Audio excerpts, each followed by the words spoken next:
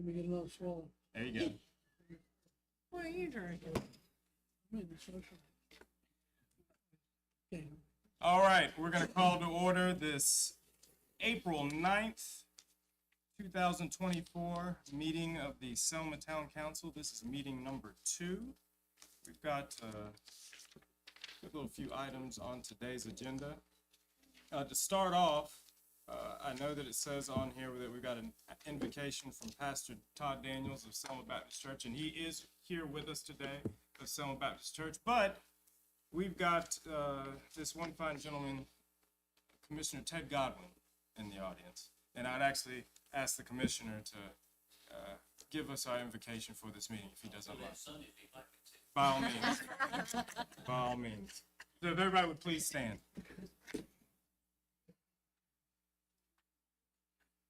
Let us pray. Our Father God, we're thankful for the beauty of this month, this spring, in our Selma town, Johnston County, North Carolina. We're thankful for the blessings of this day. Lord, we ask your blessings tonight on our meeting, our elected officials. We ask a blessing on all of our town citizens. May our leaders be imbued with your courage and your power and your wisdom and your patience. Forgive us our shortcomings. Bless each family member. In Christ's name we pray. Amen. Thank you, Mr. Gall. Thank you so much. And Pastor Todd Daniels, thank you for being here. And if you all remain standing, we are going to have our pledge to the flag led by two fine young folks today.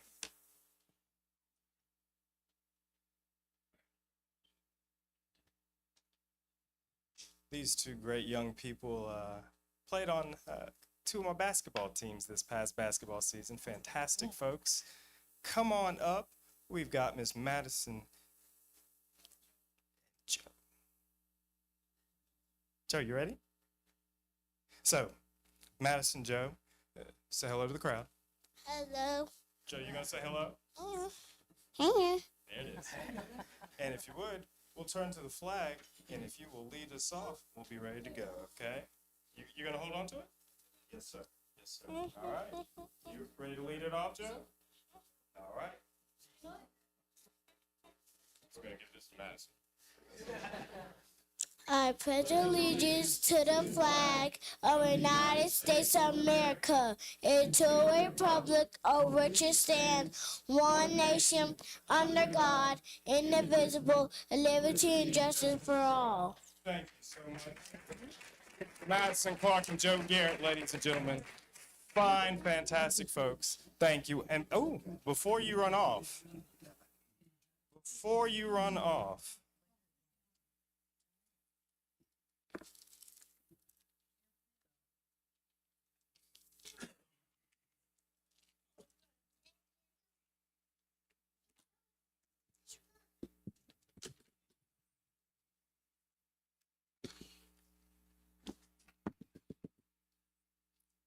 right, and that brings us into the approval for tonight's agenda.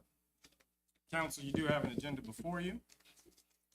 Take a moment to look over it, see if there's any additions, subtractions, or adjustments we want to make to this agenda.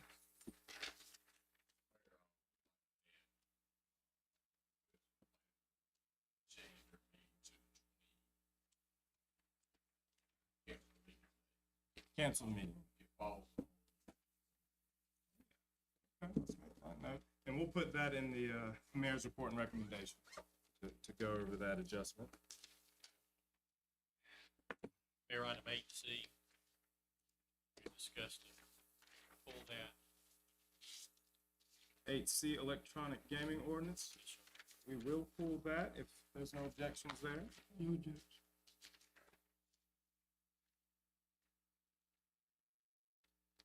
Okay.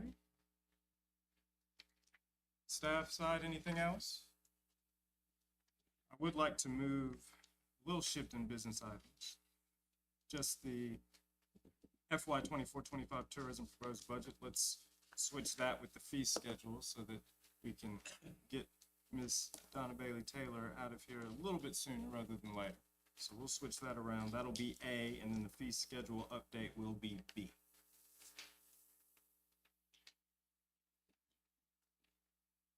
Any other items to make adjustments to?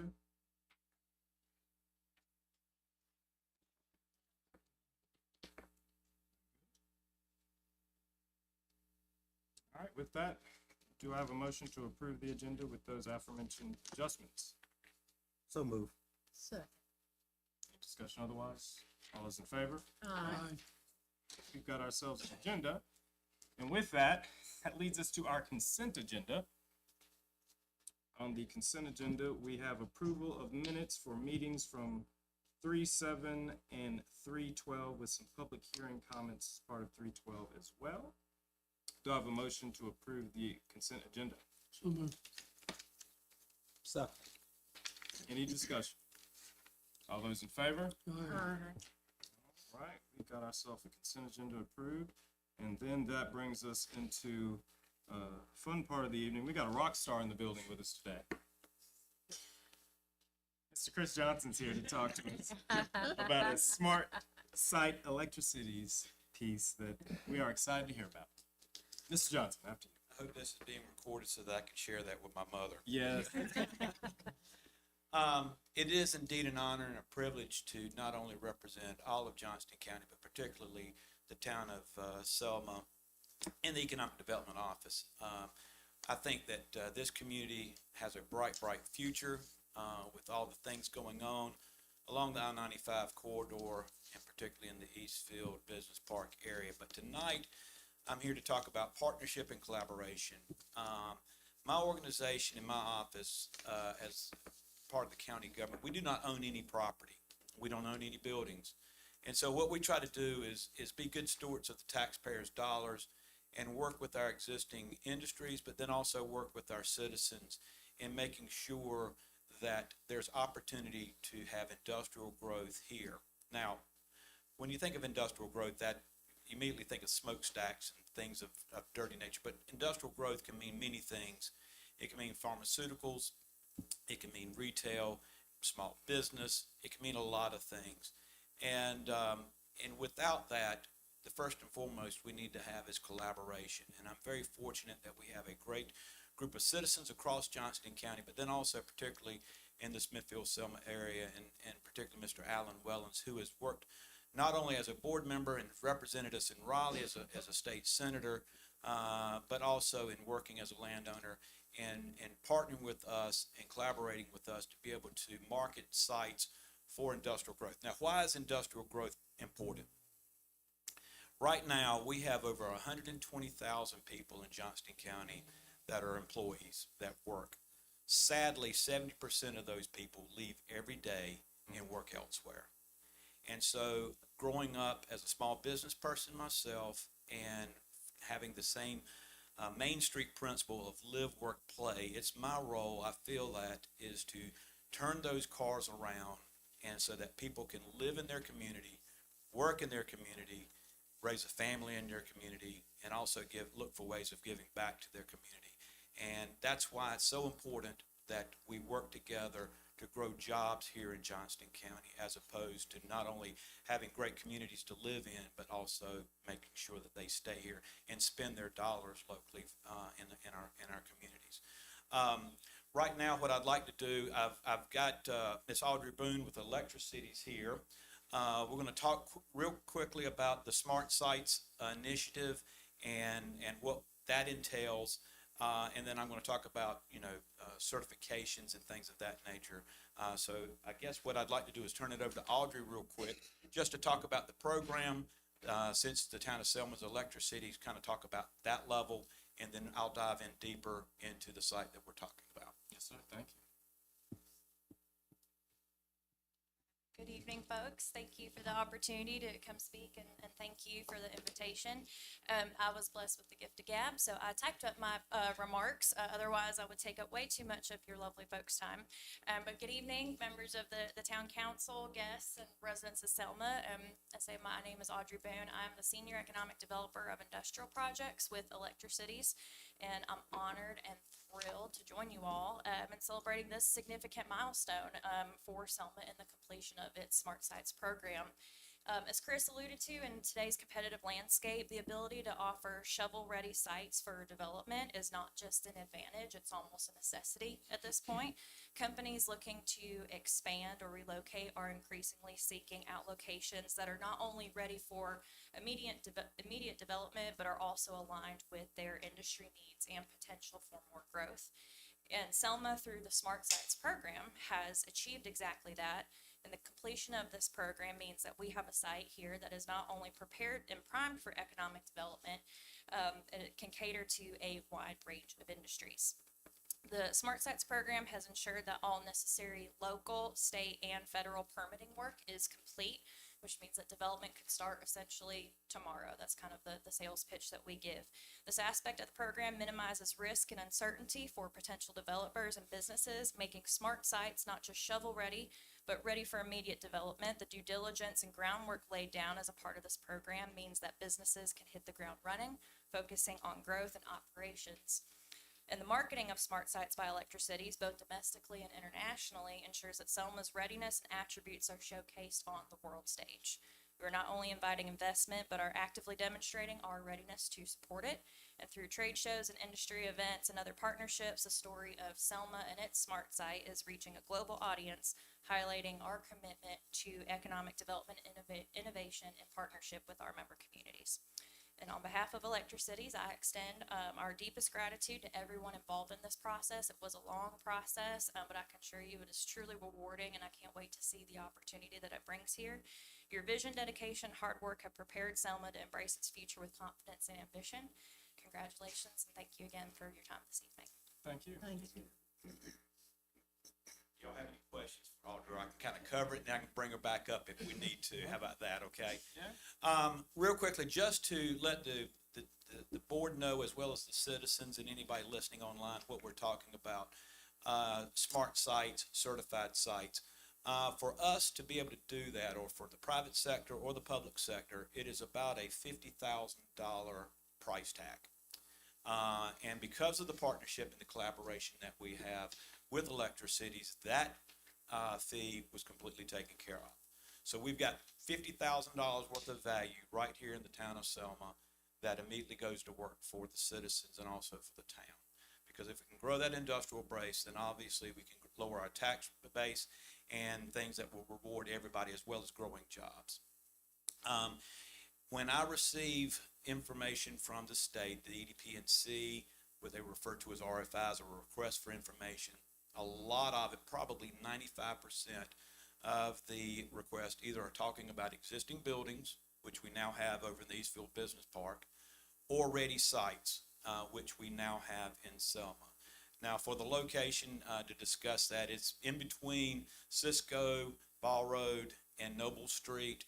And the great thing about this site is that if, as a project lands there, the roads that I know that have been on, at least on that's been earmarked or been discussed about trying to improve, is the Eason Lane.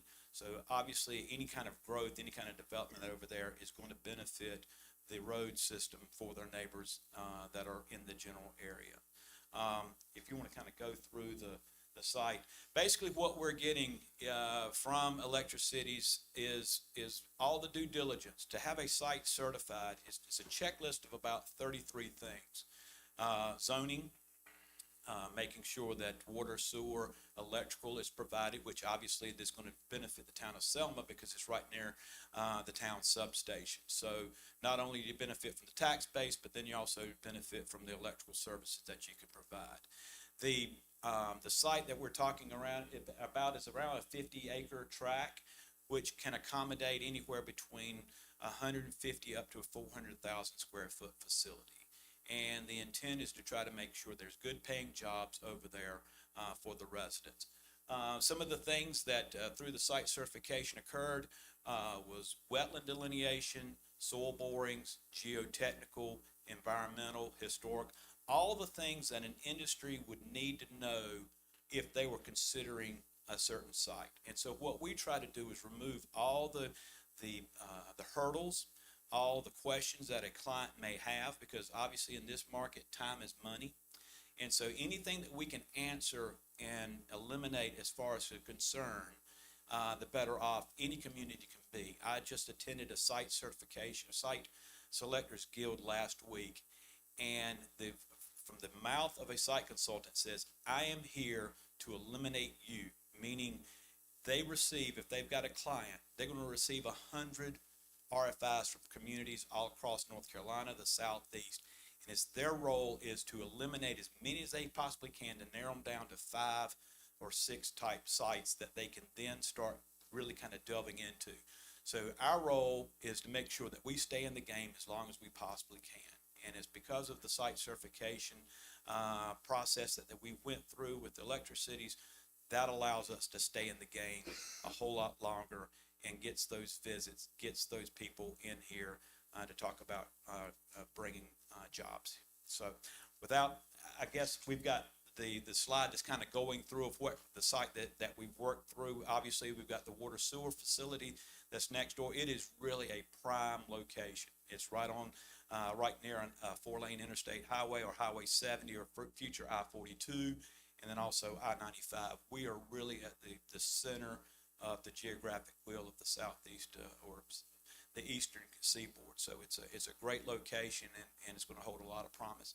I would like to call on Mr. Alan Wellens if he'd like to step up and say anything, or you good back there?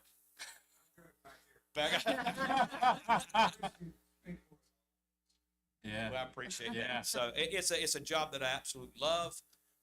This is the community that I've raised my family in, and so I want to make sure that everybody in Johnston County has an opportunity to change not only their lives but generational by having good paying jobs, and that's what drives me. That's what gets me up every morning.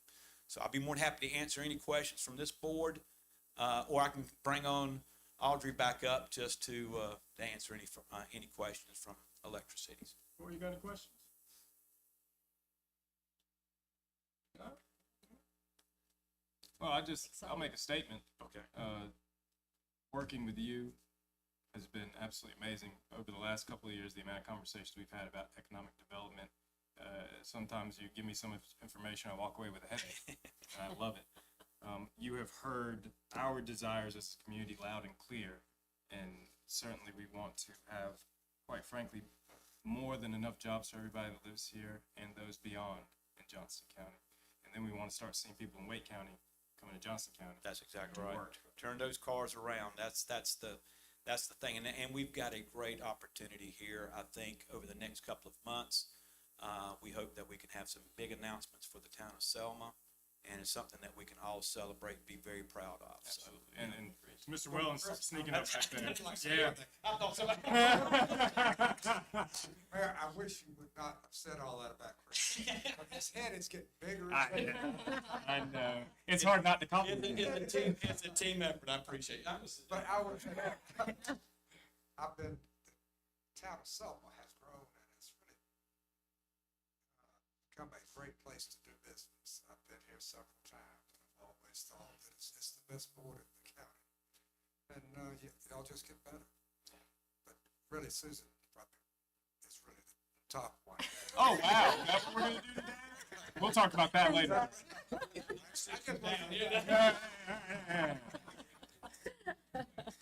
But, when you think about what Johnston County has gone through since I've moved here in 1990 and was fortunate to marry a Johnstonian, we really took it on the chin in the mid-90s. When you think about the loss of Channel Master, Fieldcrest Mills, Burlington Mills, Eaton Corporation, the K.R. Edwards Tobacco Company, Johnston County changed. And unfortunately, during that time, we lost over 6,000 good-paying jobs. And we lost our leadership that the executives that worked at those locations, that went to church with us, that gave back to the community. And that's what we've got to turn around. And so that's what I wake up with the goal. It's not about Chris Johnson. It's about giving back to this community that we all love. So, all right. I'm always available for anybody at the public. You can reach me at my office. I want to make sure that I'm a public servant just like you. So thank you very much for your time. Thank you for your Thank time. you. Thank you very much. Thank you. All right, that's going to bring us into open forum citizens request. First I have up here Mr. Riley. Mr. Lee, let me ask you a question. Is this related to any of the public hearings that we have before us today? This rezoning conversation? I didn't know there was any public hearing. No, I'm saying today we do have a public hearing, so is your, request related to any of the public hearings?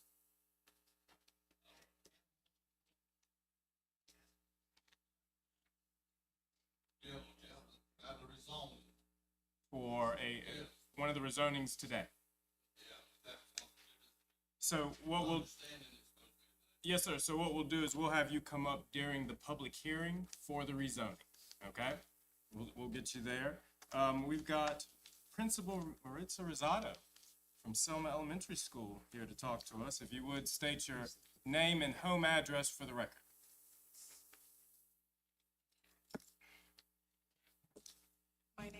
My name is Maritza Rosado, and I live at 252 Mallard Loop Drive.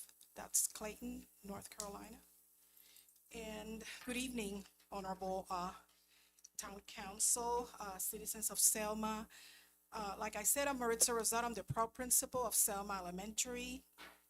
And I'm here tonight to respectfully request from the town of Selma funding to supplement the installation of a double-sided LED sign at the corner of 301 and Richardson Street.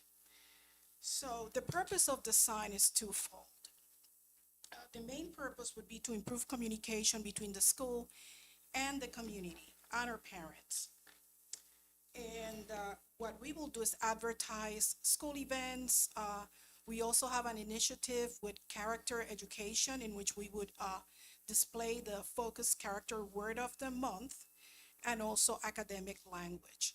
And the proposal has other items included that are not related to my request, but it's a collaboration between the school and the businesses here in Selma.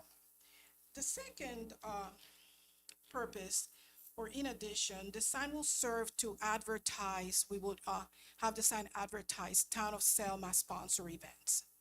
So it'll be to advertise connections with the community from the school and also the town to advertise events that just like what we have, maybe an Activate Selma meeting or any other, like I mentioned, government sponsor events. I don't know if there's any questions. What I'm requesting, I leave it at your discretion, whatever. I could just say that I have been able to, within our funding from the school, raise a significant amount, and also have a donor who will also collaborate, a private donor who will collaborate and give us additional funding. Well, quick question, just council, just with a head nod, is that something we want to consider? And what we'll need to do, Mr. Hubert, closed session, we need to probably discuss some type of agreement with the school related to any funding there. Is that something we can take care of this evening? And I believe we're gonna, would there be usage from the town? It would be an agreement, probably with the school. So, Principal Rosado, what we'll do is we'll, as part of our closed session this evening, to consult with our attorney, discuss that possible agreement. We'll also consider how much we would be able to contribute. We'll get back to you first thing tomorrow morning on some type of direction, one way or another. Does that sound good to you? Yes, and humbly will accept whatever you find you could contribute to getting this LED sign installed in our facility. Well, thank you for coming to us and appreciate your time. Thank you. Thank you for all the wonderful work at the school. Thank you so much. All right. Let's see, we have a Quanisha Pooley that wants to come up as part of open forum. Who would please state your name and home address for the record?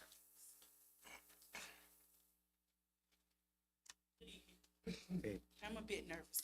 My name is Quanisha Pooley. I do live at 215 North Cellar Street, resident in Selma. And I kind of jotted down a little bit what I'm here for. So as a new resident and a single mother of 4 boys, it is very hard to keep up with the rising cost of living and maintaining a household. I don't recall the procedure for trash pickup being explained in full upon moving, or else I would have complied with the procedures. For the most part, waste is kept under control, but there are peak times such as Christmas, birthdays, and spring cleaning, that trash is more excessive. I ask that you waive the additional fee, as a one-time courtesy. As you can see, I'm pregnant with my fifth son, and I have a decrease in my, hours at work. I do understand the process, and I will comply going forward, but at this time, I cannot afford such a high fee. Thank you for your time. Thank you, thank you.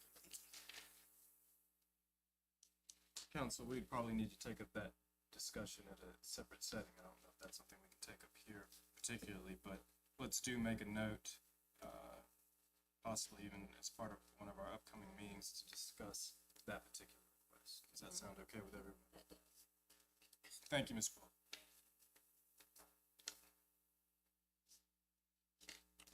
Right. And did we have anybody else who'd like to speak as part of the open forum citizens request? Yes, absolutely. That's okay. That's all right. Name and address for the record. Lakeisha Wiles, and it's 804 North Webb Street. And mine is kind of similar to hers. I haven't been hit with a fine yet, for trash. Oh, well, how are y'all doing today? Sorry about that. But I'm a little, I don't know. So I keep getting warnings on my trash because the lid is maybe this much open. So I'm trying to figure out what's going on with the trash. Like, what is the problem with the lid being open on the trash? I think your lid needs to be, you need to have it fully Okay. closed. So I have a household of 7, and y'all come once a week to pick up trash. That's every 7 days. That lid is not gonna be shut.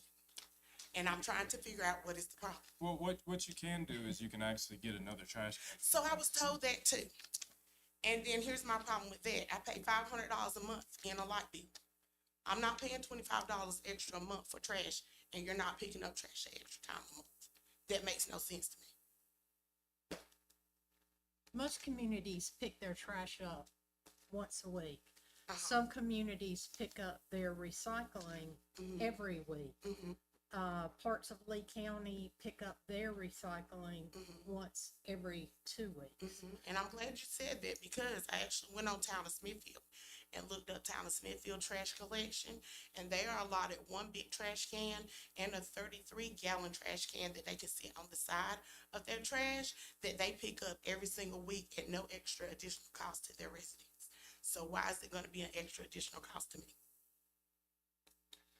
For an extra trash can is what you're asking? Yes. Well, that is just how our ordinances and our. And I fees really is. don't even need an extra trash can. When I say the lid is open maybe this much. Like, it's not flat back all the way to the back.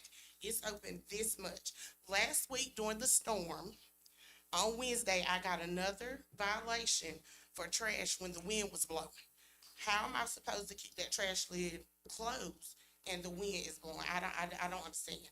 And then I received, because I went and spoke with Dalton Friday at the town hall. And we talked about it. And so he asked me, had I received any letters in the mail? At the time, I had not been home yet. I did have 2 letters in the mail. One of them says, excuse me, multiple warnings of overflowing trash, recycle lid, and trash may not be around the cart. So when I tried to figure out what she meant by trash around the cart, my husband had just cut tree limbs, so there were tree limbs stacked and grass stacked on the side. Is that the trash that she's talking about? I don't think we can necessarily address the direct case right now. We don't have the information in front of us. But what we'll do is we'll look at your individual case. I'll ask the code enforcement officer to get that information to all of council. Okay, And we'll have to decide whether or not we actually want to make any type of changes to the ordinance. okay. Because I'm curious to see if tomorrow, when trash is picked up, if there are other blue sticky notes on other people's mailboxes, because I went around the neighborhood and took pictures of them today with the trash lid open. So I expect tomorrow morning that when my husband goes out and looks, there's gonna be several blue sticky notes sitting on trash cans tomorrow. I think you will too. I do think you too. will see I think that we're gonna see a lot of Mm.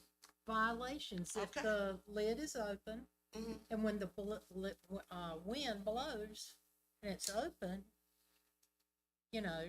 physics tells me that the lid is gonna blow open. That's why everybody is said to keep your lid closed. And just to reference that, I've gotten a lot of phone calls from citizens that have asked the very same question. So I think there are a lot of people getting those stickies. But essentially what's gonna happen is you're gonna tear your trash trucks up. Because if I have to take my daughter outside and get her to jump in the trash for the stick all the way in that trash can to shut the lid, y'all are gonna have to bang that trash can on the side of that trash truck about 5 or 6 times to get it out. Well, we appreciate you bringing your concern to us, and thank you for your time today. Thank you very much. Thank you for listening. Absolutely. All right, anybody else for open forum citizens requests? Come on up, name and address for the record. My name is Jason Bullock, 190 Narren Road. And the reason I want to speak is something you'll be discussing later on today, which is the budget for the tourism committee for this year. It's a little over $120,000, and part of that, according to this, is you're gonna have $37,260 for billboards. As someone who's a professional video producer, 15 years, and been in marketing advertising that long, frankly, that is ridiculous for a type of advertising medium that is frankly outdated, that you cannot correctly measure the ROI on it. And it's something that I think is crazy. I coined a term. You cannot use 20th century techniques to market to a 21st century audience. Billboards are very 20th century. And where is everybody at now? They're on this, the phone. And yet we're going a quarter of our budget, almost a third of the budget, to an advertising medium that's frankly ineffective and you cannot measure it properly, unlike social media advertising. So I'm here to say that I hope you reconsider the budget of either getting rid of or drastically reducing the costs for billboards. And one note I'll add is you have a line item for a town commercial for $5,000. Over the past 2 years, I've been on the crew for commercials for the town of Fuquay-Varina for their Parks and Rec department, as well as Visit Raleigh for their series of videos to help promote tourism in Raleigh. If you want a quality of commercials like they have, you're gonna have to pump those numbers up. Thank you. What type of number would you have in mind? It depends on how many videos you have, how big of a crew to have, how much time you have. If you have actors and actors, you can't just do. Throw me a ballpark for what you think would succeed. Probably around $15,000 to $20,000. Thank you very much. Thank you. I got it. Thank you. All right. Anybody else for open forum citizens request? All right, moving right along. We've got some public hearings and appeals to look at. I believe the first one, we've got a special use permit for Joco Dream Center. Who wants to take that away from us?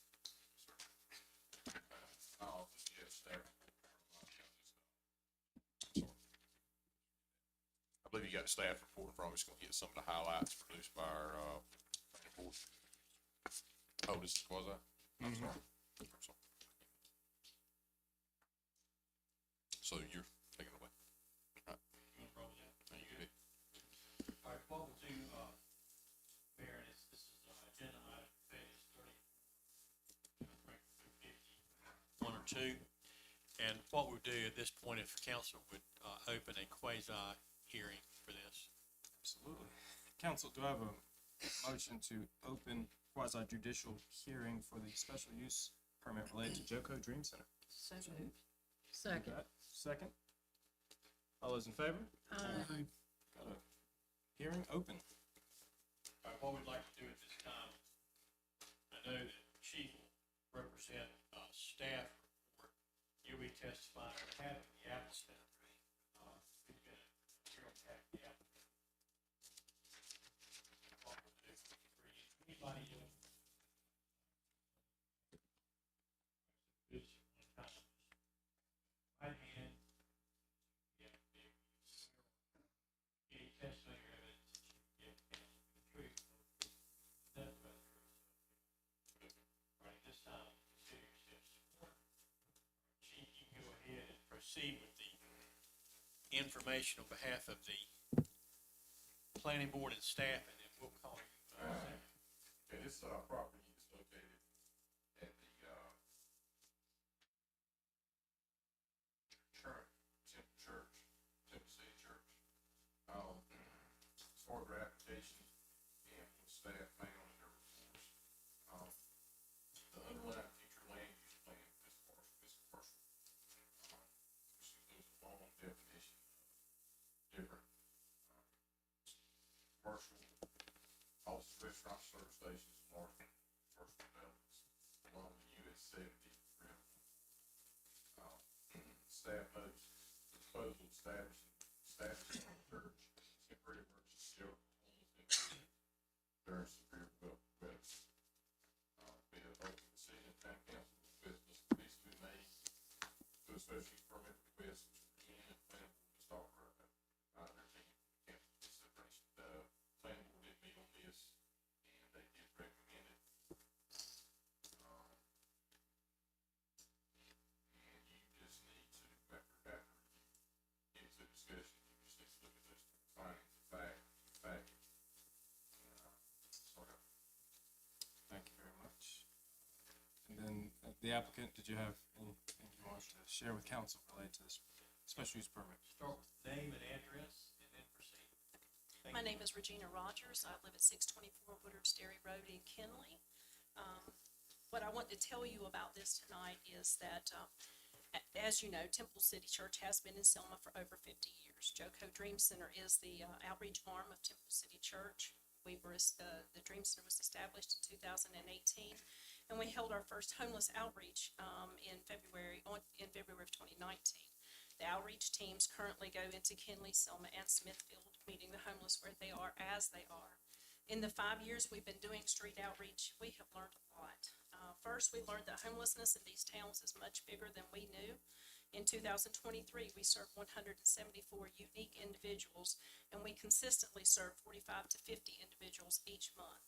Second, the resources to help the unhoused in our county are very few. Often we take an unhoused person or persons who are seeking shelter, detox, or even substance use treatment out of county to get the assistance they need, as well as if they need a shelter situation. Third, negative stigma associated with being unhoused is very detrimental to helping them move forward. Employment is difficult for someone who cannot shower or have clean clothes daily. Having a felony on their record almost always closes the door for income-based housing, and sadly, even those who are tasked with helping the unhoused often mistreat or ignore them. And fourth, you must build trust to establish a relationship with someone in order to earn the right to speak to them about the things that will help change their lives, and relationship building takes time. Joco Dream Center is working to change these barriers. We want to bring awareness to the community about who the homeless are, the causes of homelessness, and effective tools to move the unhoused into being productive members of the community. Our homeless outreach meets the basic needs of food, clothing, shelter, in the form of tents, sleeping bags, blankets, etc. Once those basic needs are met, then we work on identifying the other needs that our friends have, so we can provide resources, referrals, and transportation to meet those needs when it's necessary. One of the needs that we have identified is an emergency severe weather shelter. Being unhoused leaves an individual vulnerable to severe weather and cold temperatures. On January 20th of this year, one of our friends was admitted to the ICU due to hypothermia, which has caused major other ongoing health issues for this person. Also, if you are living unsheltered and there's a severe storm, hurricane or tornado, or even a tropical storm, it can be very dangerous, especially for those who are living under bridges and in the woods. We believe that the White Flag Shelter will benefit the community by providing a safe and warm place for our unhoused friends to sleep and a warm meal. While at the shelter, we are also able to evaluate for additional needs and provide referrals and resources. Also, for those staying at the shelter, they are not unnecessarily using community resources such as emergency rooms to try to stay warm or receive a meal, nor are they walking the streets and getting into trouble, at least for that one night. The severe weather shelter would also provide shelter for our friends to stay during a severe weather event, such as a tropical storm or hurricane, again, keeping them from using public resources. The White Flag Shelter and the emergency shelter for severe weather would be located at the Temple City Church campus in mobile units 2 and 3. The severe weather shelter would be housed in one of the more permanent buildings at Temple City Church. There will be no construction or structural changes necessary to operate these shelters. We just ask that you approve the special use permit so that we can continue the hard work of helping the unhoused move towards stability and productivity. And we do more than just this. So we also have a resource center where we meet every Wednesday from 9 to 3, and we help them obtain IDs. We help them apply for employment, social security cards, birth certificates. We give them referrals for housing, and then we work on the causes that put them where they are and try to move them forward. So if they need a treatment center, a detox center, if they have family in other areas where they can go home and begin that recovery process there, we do what we can to move them forward in that situation. This just gives us one more avenue to help them think about what things they can do to move forward for themselves. Council question. Where do you currently have You're talking about where do we refer them to if they need housing? Oh, it is in mobile unit 3 at Temple City Church. That's just during the day, 9 to 3. It's not a shelter or anything, but it is somewhere where they can come and we meet with them and discuss their situation.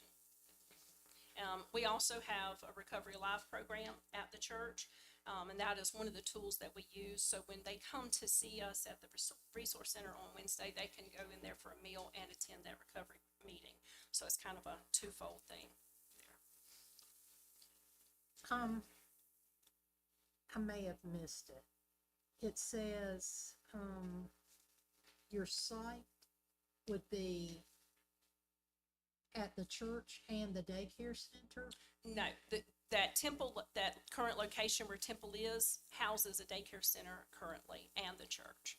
So the daycare center is in the front part of the campus. We are located in the back part of the campus. So if anything, if there was a time when you wanted to house the homeless, they would be in a mobile unit and not in your daycare center. Oh, absolutely, absolutely. No, they are not. So the White Flag Shelter would only open. It opens at 9 p.m. and it closes at 7:30 a.m.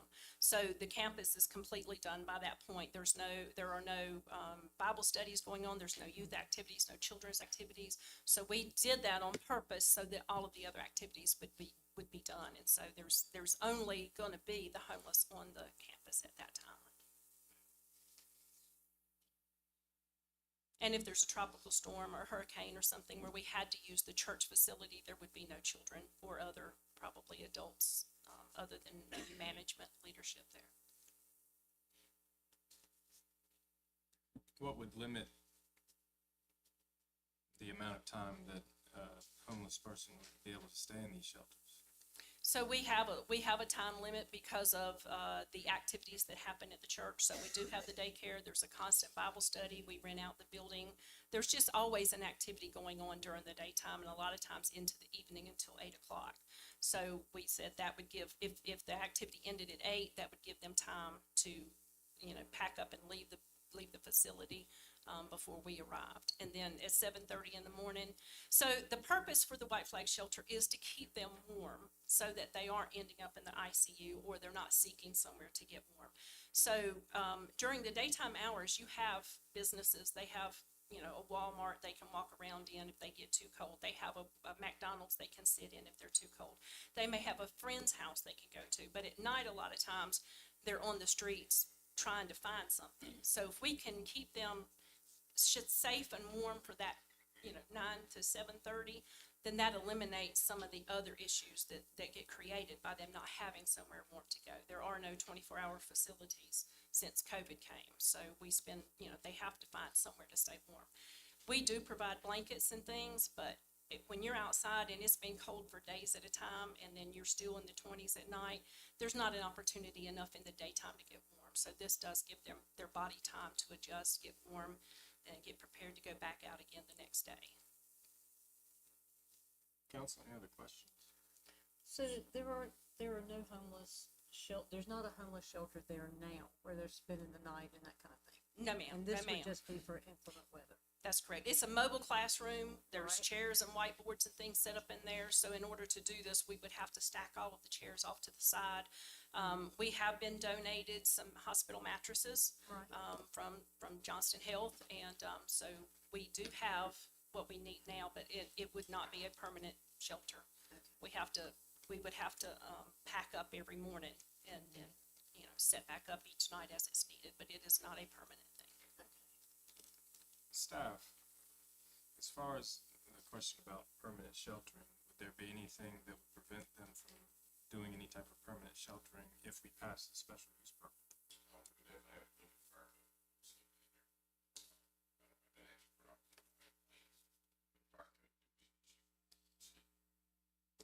So, as of right now, we don't even know if individuals can sleep in these mobile units? Yes, sir. So if you approve this, then they'll have to turn in plans, you change of use, change of tenant in that particular building. And then, so it'll be a whole separate process. But again, if we were to approve this and say fire code said that folks could sleep there, You can make that a, I mean, it would happen either way, but you can make that a condition in one of your, that obviously all that be in place. But that would happen whether you put that as a condition or not, but you can stay involved. And it also depends on how big the mobile is, how many people can stand. That's correct, it'd be an occupancy, but it changes everything. It goes from,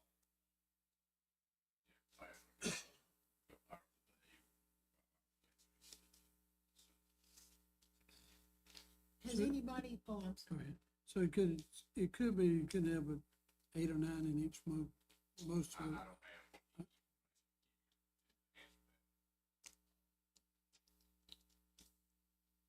How many mobile units is it? One? There are two. So Two. the women would occupy one and the men would occupy another. It's not a co-ed shelter. And we understand the size would limit the number of people that could be in there. We fully understand that. And not everybody's gonna come. Some of them have animals. You know, there's a variety of reasons. Some have animals, some are couples and they do not wanna separate, so. But for those who do, and especially those who have some medical issues or whatever, it is an option for them. So it'll be interesting how you're gonna turn some people away. If we, you know, that would be a great problem to have, because then that would just mean we would have to look for another building and add on space, you know, add on a different shelter. But this is the thing is currently we don't have that in this county. I know that the Smithfield Rescue Mission did open a white flag shelter, but they are high barrier. So there are a lot of limits to whether you can come in or not. And I understand that because they are also trying their recovery center, so they can't allow just everyone to walk through the door.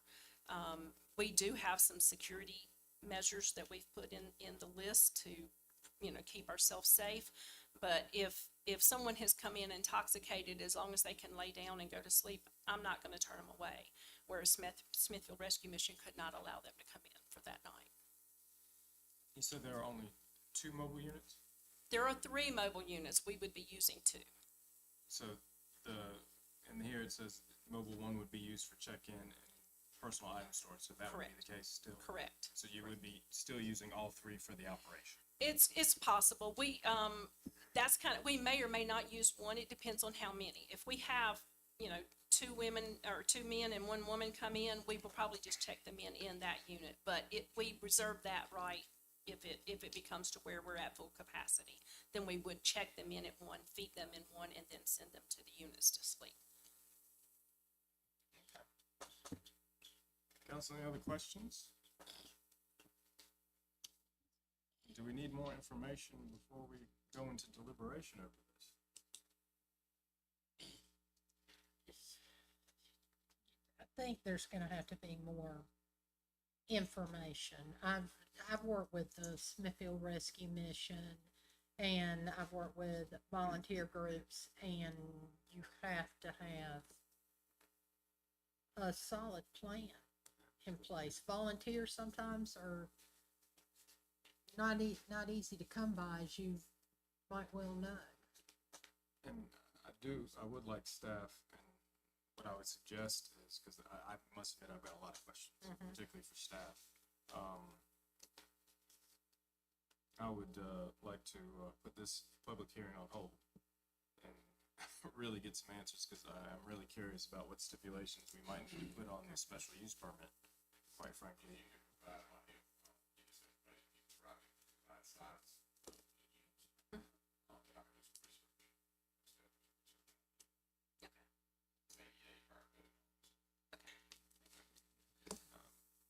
Yeah, hold that thought, Mayor. We can table it. We'll have to re-advertise. You can reopen the public hearing. If you close it, it would close the evidentiary stage. So if you want to leave it where it is, the applicant can bring additional evidence and the town can present additional evidence. You can leave it where the record is not closed. Yeah, I would leave as record that I have a motion to table this public hearing. So moved. Second. Certainly not close. All those in favor? Aye. Let's table it, and we'll go in the process of making sure that we advertise appropriately, because we want to make sure we have all the ins and outs before we go into the decision phase. Anything else you need from us at this point, Tom? Mayor, page 51 would be the 4 findings of fact that council will deliberate upon when this comes back before you. So if you do want to review that, that would be the basis for granting or denying your SUP. Absolutely. Thank you. So we will be getting in touch, give you some information on when we will have this come back up as part of this public hearing. Thank you very much. All right, moving right along. Next public hearing we've got is related to homes by Michael Ford LLC, homes on 801 Second Avenue and 212 West Grillville. And sir, is this part of the rezoning you were wanted to discuss? Is this the rezoning that you were looking into? Second Avenue. This is the public here, Second Avenue.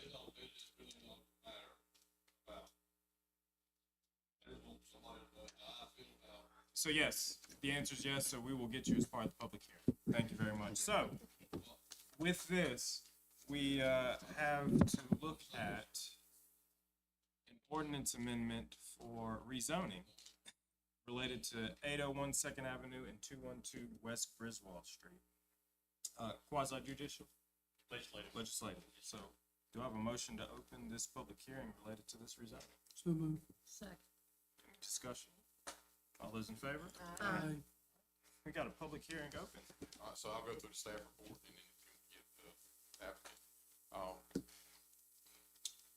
This application is twofold. It's the same applicant for 2 different addresses with the same request. So 212 West Griswold Street, just to give you a point of reference for former pool property. And then 801 Second Avenue, which is currently a dead-end street at the dead-end part of Second Avenue. And I believe there's an empty lot at the very end that he's got, the very top circle there, or top square. So for this public hearing, we're gonna run these, concurrent, and we're gonna call them Project 1, which is Griswold Street, and Project 2, which is Second Avenue. That's the same discussion. Similar discussion. So the applicant is requesting to go from R10 to TR, to build medium density townhomes. Staff has found this important statement. Well, number one, the UDO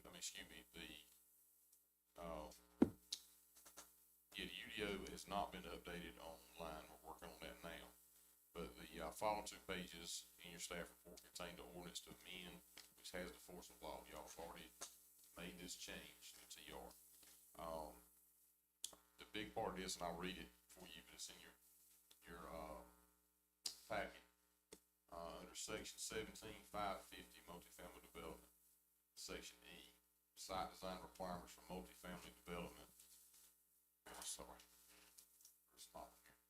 Site plan must provide plans for stormwater management, permitting zoning districts, multifamily development shall be permitted with a special use permit in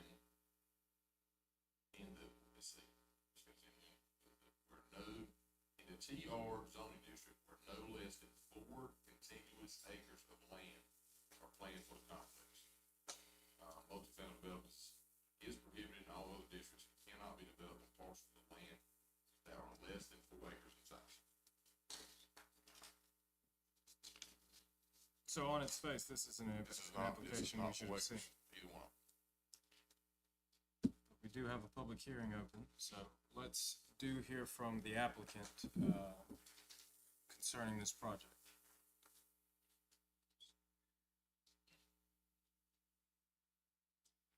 Austin Gilbert, 442.5 East Main Street, Clayton, North Carolina. Yes, sir. This thing went to the planning board. That man right there bought a piece of property from the town based on the condition he could do this. Now, are y'all aware of that? The full property.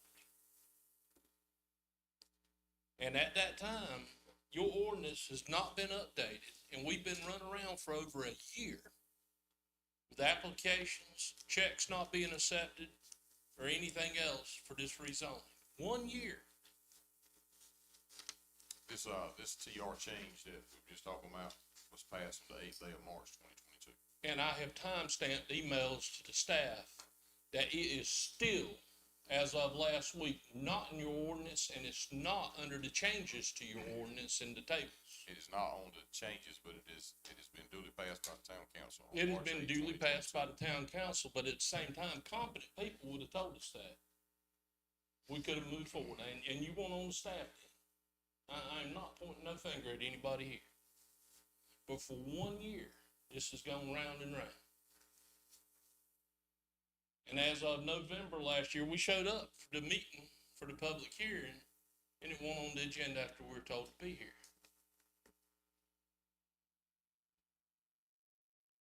Okay, so your planning staff, let me see, this is the third planner, I think, that's here. You hired a company in there at some point. And nobody could tell us that y'all changed the ordinance that's not been changed in your ordinance. He told you, He told me That's as correct. of as soon as it was found, when this come up. when it was found we in gave you- October, we gave you- November. We gave you the information when we found it. Okay, and we stopped. Y'all are the ones that brought it tonight, to our surprise, up tonight. We got an email last week. This is not something that's been sitting around that we've known about for a month. We got an email last week that we're having a public hearing tonight. Nothing. Chip, This is not multifamily apartments. These are townhomes, individual lots. if you would give me a moment. Chip, can you speak to, I guess, our laws and our needs to follow the law based on the change we made in the timeline that these applications were received?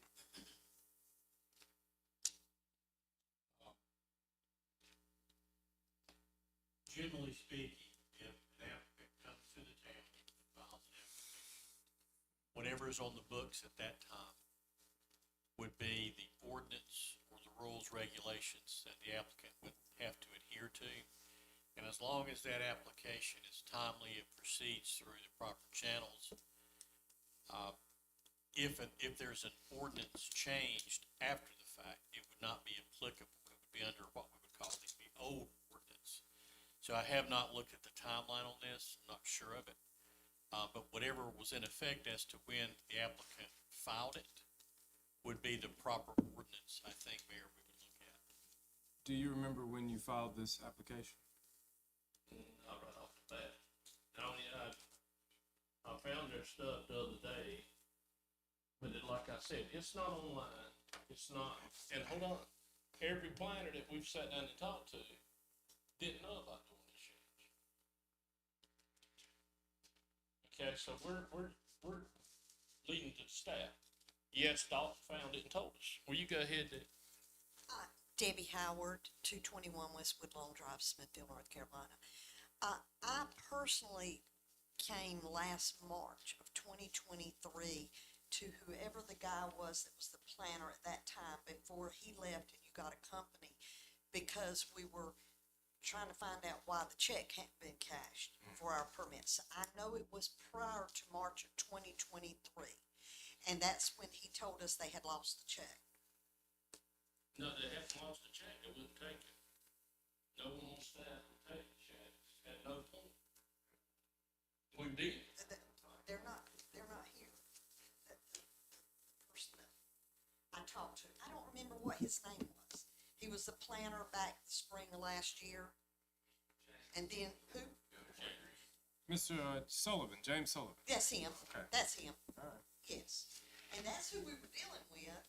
And then y'all switched to a company, and we started dealing with the company out of Greensboro or something. So you believe, This application is 7/31.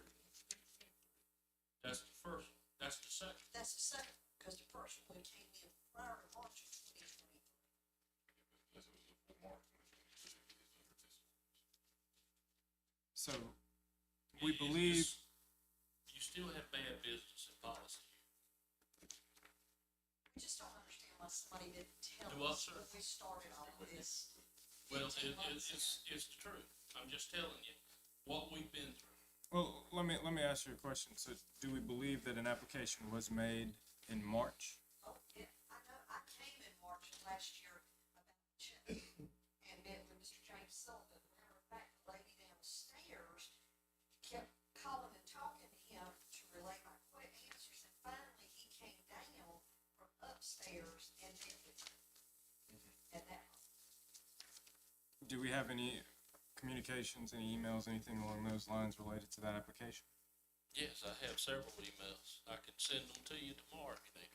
That would be fantastic, because we do want all the facts. Matter of before fact, we you've make a already been decision. included on all of them. Who hasn't? You have.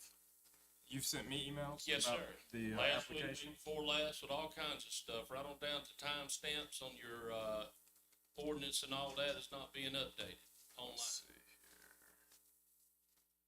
and we understand we're asking for rezoning so that we can do, and we have examples in the board would like to see, and we're talking about building, these are individual towns.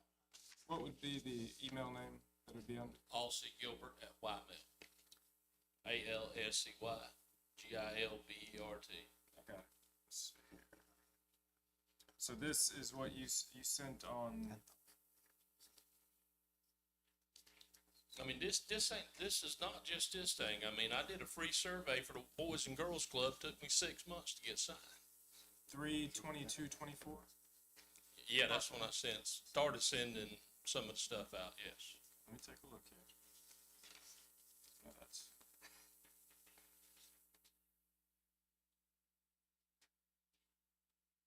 Now, I'm not speaking for Michael Ford, I'm speaking for my own frustration. I understand. And believe me, we're frustrated too, because we're I mean, going this through the thing same has been kicked around, and it's time to, let's do something or whatever. Well, He's and- trying to build a nice product, not a, And again, this is why we are going ahead and having this public hearing, because you have been well, doing this for a while. I understand we've got a good public hearing, but at the same time, blindsiding us 1 week ago when we were told it was dead. So I don't see necessarily where I see where the application was put in March. I do have some screenshots of maybe some computer. Well, screens. yeah, that someone sent, but that was the second application. But First here's- application But is here's what we'll do, Town because Hall. again, I want to get this ball rolling. I want to make sure that we have all the facts. This is another one where, again, I suggest we table it to make sure that we have absolutely all the facts. And if you do have anything that shows us that an application was put in back in March or February, that is a very important piece of this. Well, it's still, you passed the ordinance a year before that. Again, it's still an important piece of this conversation. The only thing we have is an application put in July. So again, if we don't have the actual facts, still making a decision is not wise, in my eyes. So, council, can I get a motion to table this public hearing? So moved. Can I get a second? All those in favor? Aye. So if you do have more information, go ahead and email that information about your communications with Mr. Sullivan. It should be jsullivan@selma-nc.com. And again, to be fair, I just want all the facts. And if there's more information than what we have in front of us, we need to make an informed decision. So please send that to us. And what we'll do is that will probably give us another month turnaround time to get all the information in. And you will not be blindsided because this will be the same public hearing over the next month. Okay? Does that work for everybody?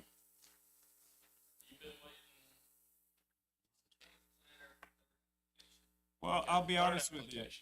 If we go with the information that we have right now, and this is just me being frank, if we go with the information that we have right now, I am almost 100% sure we have to deny this special use permit.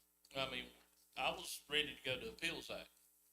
Let's go on to variance board. I mean, that's where I was heading with it when I got this email about a public hearing tonight. So, I mean, y'all are just, Would you prefer we continue forward?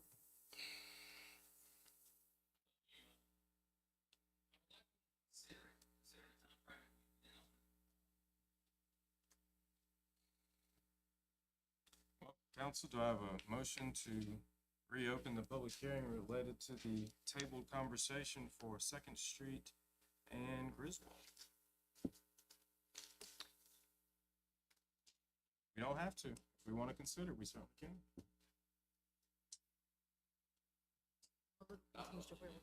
So, he's asked, Michael wants he to said he speak wanted to about go it ahead. further. I would like to clarify something. We're asking to provide information that we have provided to the town already to verify the case that we're saying is true. Is that what we're being asked for? Well, I don't have any emails from my side that say that there's an application for 731. But you're saying that we need a motion for him to go ahead and speak now, is that? what Yeah, you're if we want to reopen the public hearing, yeah, we need a motion. You- And then we want to I'll continue give you a forward. motion. So do we have I a make a motion? motion Yeah. that we Do continue. I have a second? Second. So we're going back on. This hearing is open. After you, sir. Again, 14 months after purchasing a property from the town, with the acknowledgement when I purchased it from the Can town. I interrupt? You are Mr. Ford, correct? Microphone, yes. Michael Ford, pardon me, thank you. The town knowingly knew the project for it when I asked to purchase the property from the town. And again, 4 planters later, 3 applications later, we're being told that it was never a consideration from the beginning. If we'd have known that 14, 15 months ago, we could have already done what was allowed, that we knew about to move forward. And again, I've been paying interest on this property, paid for the property over a year ago. It's collecting dust. Nothing can move forward with it because y'all have held it held up at this point, since January of last year. I understand your frustration. You said it was 4 acres was it for, on that property? Had to be 4 acres. It's got to be 4 acres to be townhomes. And that's been in And it says Marshall's. 4 acres. But it wasn't updated on the system, and so when they. So wasn't there a size? How many 4 acres acre is it? building. Maybe one. But- Well, we have a public hearing open. Mr. Lee, you wanted to make comments as part of this public hearing? Well, 801 Second Avenue. Mr. Lee, if you would, name and address for the record. Step up to the microphone, please. My name is Ronnie Lee. I live at 510 West Walnut Street, Selma, North Carolina. I just want somebody to know that this is a short street. I mean, a short street. And, I believe townhouses would cause a lot of traffic. And I'm not sure whether townhomes, townhouses, whatever you want to call them, will depreciate homeowners' property. It might even make it worth more. I don't know yet. I have not had enough time to research all this here information. It is, I mean, it's a little weird to start off with. My wife looked out the kitchen window and said, they got a sign in Eugene's yard. She told me what color it was. I said, well, that's a notification of a public hearing. By the time I can put shoes on and walk around, this sign's gone. So I called the town, they said that the town board, the planning board had to have more information on this. Well, I thought the land was too small to start off with to put townhomes on. And I just, you know, I know the town is looking tax value, tax base and all that, and I can understand that. But this is a R10, zoning, and we don't want it to go to, let's see, TRC, is that it? TR. Right. TR. TR, right. Because the way I feel, I think it's gonna degrade the, community, and we have a good community over there. We have got 3 bad places over there. And a couple of them right beside this property. But, there ain't nothing we can do about that because the young man's sent away for a while. I don't know what town can do about all that stuff. It's just don't. But we have a good community, we have good people in the community, and the traffic will be, you know, tough because, you know, if you put 2 townhomes or 3 townhomes or 4 townhomes, there you go, you got 8 to 10 more vehicles, if not 12. And that's just gonna really bring the noise value to the peak around there. Right now, it's real quiet. I've lived there 41 years. But, Mr. Lee, to summarize this for you, you have concerns about townhomes being. Bingo. Thank you, sir. We appreciate it. You're welcome. Thank you. Thank you. Council? And, Absolutely. Name and address for the record. Yes, my name is Tim Richard. I live at 204 Second Ave in Selma. It's right across from where I live. I ask questions, why can't I go to the planning board when they have a planning board to make up, so I can voice my opinion about the land ahead of time? So they'll know, so they can make a better decision, but you can't voice an opinion at the planning board. So I come here now, we have a dead-end street like he said. You got a family with 2 little kids, 3, 4 years old. You put up any type of housing across the street, that kills all the activity for everybody that lives in that facility. There's only 2 houses on that road, period. So if you put 2 more, 3 more across the street, it's gonna be a nightmare. I mean, if I seen what size houses they were, give me a description of what's going on, or if somebody would've came up before he bought the land, he should go around and ask people what they think about what's going on. I mean, do multiple things. I don't know. Thank you. Thank you. Do we have any other comments as part of this public hearing?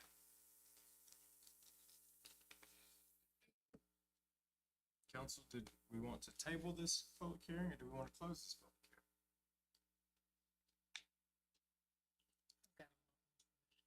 A lot more questions? Yes. I do too, actually. Should we make a motion? I would motion to table. Have a motion to that effect? Second? Any discussion? All those in favor?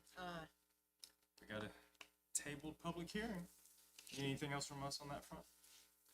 And I believe if, and I know the applicant and his representatives are here, anything, pre-7, July of 7/31, because you said it was 3 or 4 applications, we need to see if that's in the record where that is. And applicants, let me ask you this.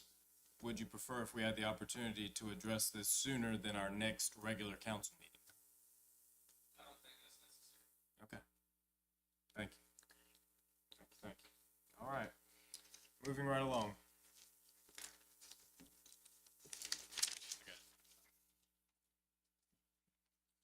We have kicked out the electronic gaming ordinance, so we're going to look at our firearms ordinance that has been updated to make sure we are properly in line with state statute. Mayor, if I may, ordinance has been vetted. We have drafted it. It is consistent with state law. I want to make sure there was a question about the last current, there was one small tweak making it done. I think. We have that in hand. You got it? We have it in hand. And this is the most updated version. Even according to grassroots, this is a legitimate ordinance. So I would say to the council, that if you're inclined to proceed to adopt it, it is in order. Okay. Do I have a motion to open the public hearing related to section 13-10, weapons prohibited on town property? So moved. Second. Second. All those in favor? Aye. Would anybody like to speak as part of the public hearing related to this updated weapons ordinance? Yes, sir. Guns. So this ordinance pretty much prevents weapons from being brought onto athletic fields and athletic facilities in the town of Selma.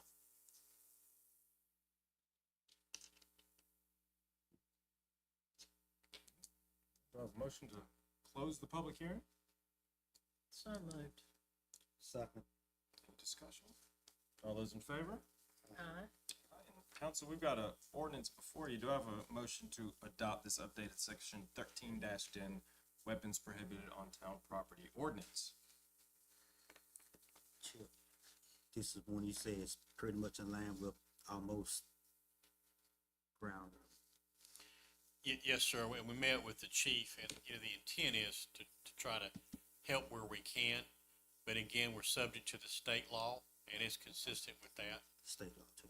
Yes, sir. And the grassroots people were fine with it as it was rewritten. Yes, ma'am. Okay. Fantastic. Yeah. I got a motion? 1 second. 1 second. Let's see. Okay. I'm good with that. Is that a motion?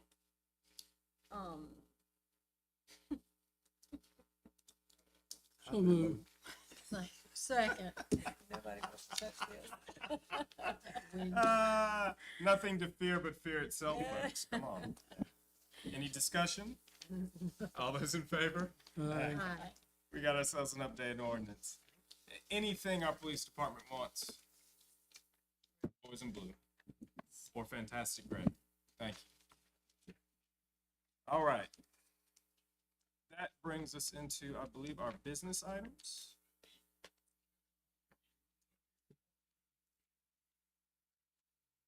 Oh, I'm sorry. We do have a public hearing for the Part F grant. Oh, there. Yeah, it's down there. And this is just from, quite frankly, everybody in the crowd, we just want some feedback on our desires to upgrade and improve the Harrison campus, our Harrison Athletic Complex, as we seek funds from the Part F grant to make that a premier sports complex for the town of Selma. So do I have a motion to open the public hearing related to the Part F grant? So moved.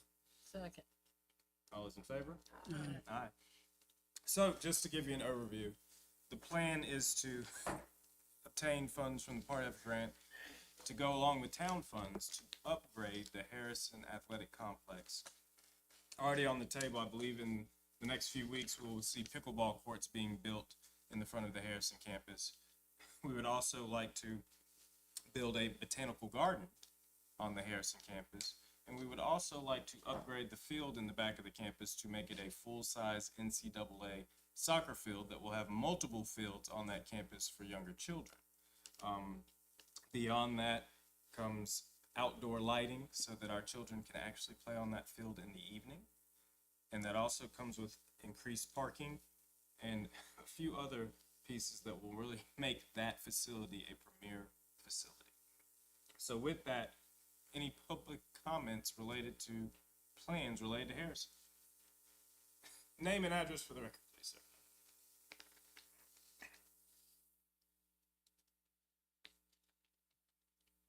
Esther 908 Dixie Drive in Selma. Sir.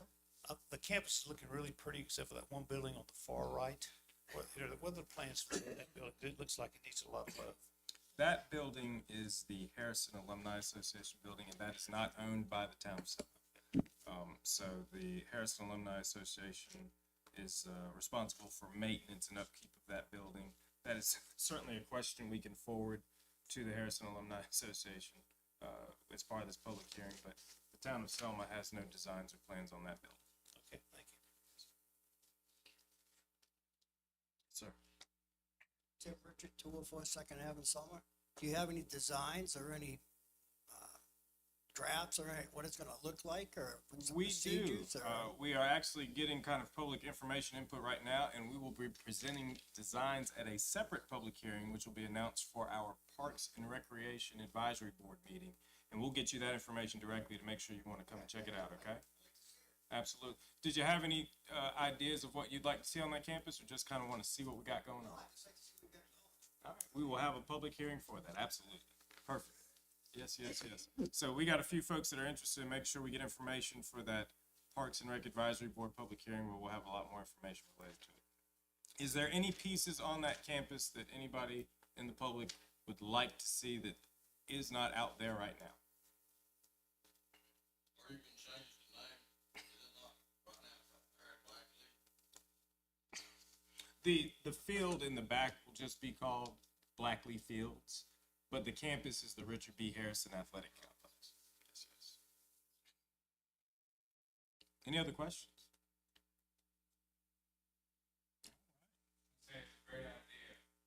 Great idea, Pastor Todd Daniels. Yeah, excellent. Thank you very much. Yeah, we're excited about it. We're excited about it, absolutely. Any other comments as part of the public hearing? A motion to close the public hearing. So moved. Second. Give that to Councilwoman Lee. All those in favor? Aye. Public hearing is closed. Now, we're gonna get to that tourism budget. Come on. Ms. Nikki Wall's gonna go through it with us. Good evening, Mayor and Council. Thank you for having me, and I'll try to make this short and sweet for you. I'm going to initially start with the overall budget. You'll actually see on the screens, and you all have a copy of an updated version. The only two changes that you will see on that printed copy versus what was uploaded, there was a typo on my part on the first sale, and that was for the billboard. So actually, there is no change based on the initial request from the year before. So you'll see that has actually zeroed out because that was, again, a typo on my part. And then there was a decrease of $350, and that was for the network solutions, as our domains do not have to be renewed at this time. That was after Ms. Donna and her team had confirmed that those were good to go. So as of this point, the Tourism Committee is recommending we request approximately $120,000 for the upcoming budget year. Do you have any information, response, thoughts on the comments from the gentleman earlier concerning I do. billboards? I sure do. So the billboard overall total actually reflects a lot. It is not just stationary billboards that are one-time use and you have to replace the vinyl. That total actually covers 3 stationary billboards, 2 of which are on 95 and 1 of which is at exit 98 as a directional sign to tell people when they're coming off the exit, basically Selma's this way. Otherwise they really wouldn't know once they come off the exit. The other portion of that covers 2 digital billboards, 1 of which is in Wilson's Mills and 1 in Princeton, both on Highway 70. So at this point, we have 95 both directions and Highway 70 covered, as well as our exit. However, with the digital billboard option, we can put approximately 40 different changeable billboards throughout a 12-month period, and that's on 2 billboards. So we rotate, with the help of the Visitors Bureau, rotate about 3 to 4 per month. Some months with railroad days, I think it might even be more than that. So it may not be considered necessarily an outdated billboard item when you consider the digital billboard option that we have moved to and added in recent years. Can you speak to, I guess, our overall balance as far as the Visitors Bureau is concerned, the Selma account related to this budget? So as far as the reserve fund that we have, after the stage reimbursement, I believe we're at approximately 120, about 120 in reserves. In reserves, okay. And what do we anticipate as far as revenue? So anticipated revenue based on last year was, last year's revenue was about 92,000 for an annual revenue. So we're looking at dipping approximately 30 into the reserves. Correct. Okay. And if you consider the stage reimbursement from last year, that is actually not reflected on that spreadsheet. That was a $24,000 purchase this year. Yep. Sorry, this year, yes. So the main changes that you'll see to show the difference between, and I wanted to give you last year's comparison. The main changes for the increase include a wayfinding increase. As we know, the cost of everything has increased, which means the cost of metal and that whole process has increased. Those original signs were $5,000 per piece, but those have not been done in several years. So the tourism committee actually has 3 in process, or requesting to get the final drafts and to get NCDOT approval on the location to have done before the end of this budget year, so that they can go on and request 3 more for another phase for the next budget year, because they have seen a need for these directional signs, and they want to make sure that they continue with the process since they have not been done. So we did increase from the $5,000 to the $6,000, and we also did find out that one of our signs had been removed. So there is a little bit of wiggle room in there. We are trying to make sure that those that removed it are handling getting that put back. We also have another rock star in the room, by the way. Miss Donna Bailey Taylor is here. Do you have any comments relating to this or any concerns about this particular budget?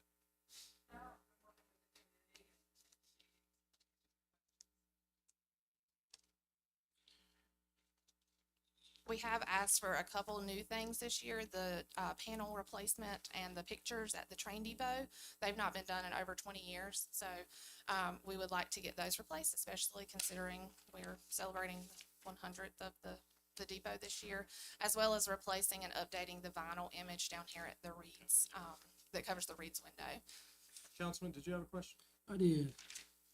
So you said we only have 2 digital billboards We have 2, one coming from Princeton and one coming from Wilson's Mills. and nothing on 95, which is only, is there and it don't do anything but show one bill. Right, there's one at the Kinley area and one at the Roanoke Rapids area, but those are the stationary billboards. The digital billboards are the Highway 70. I would like to see in the future we get away from those, because we're not getting the bang of the buck for those billboards. You're talking about the ones on 95? Mm-hmm.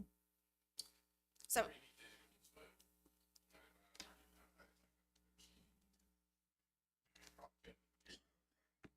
Where's that sign in Princeton? at the Bojangles, across from the Bojangles.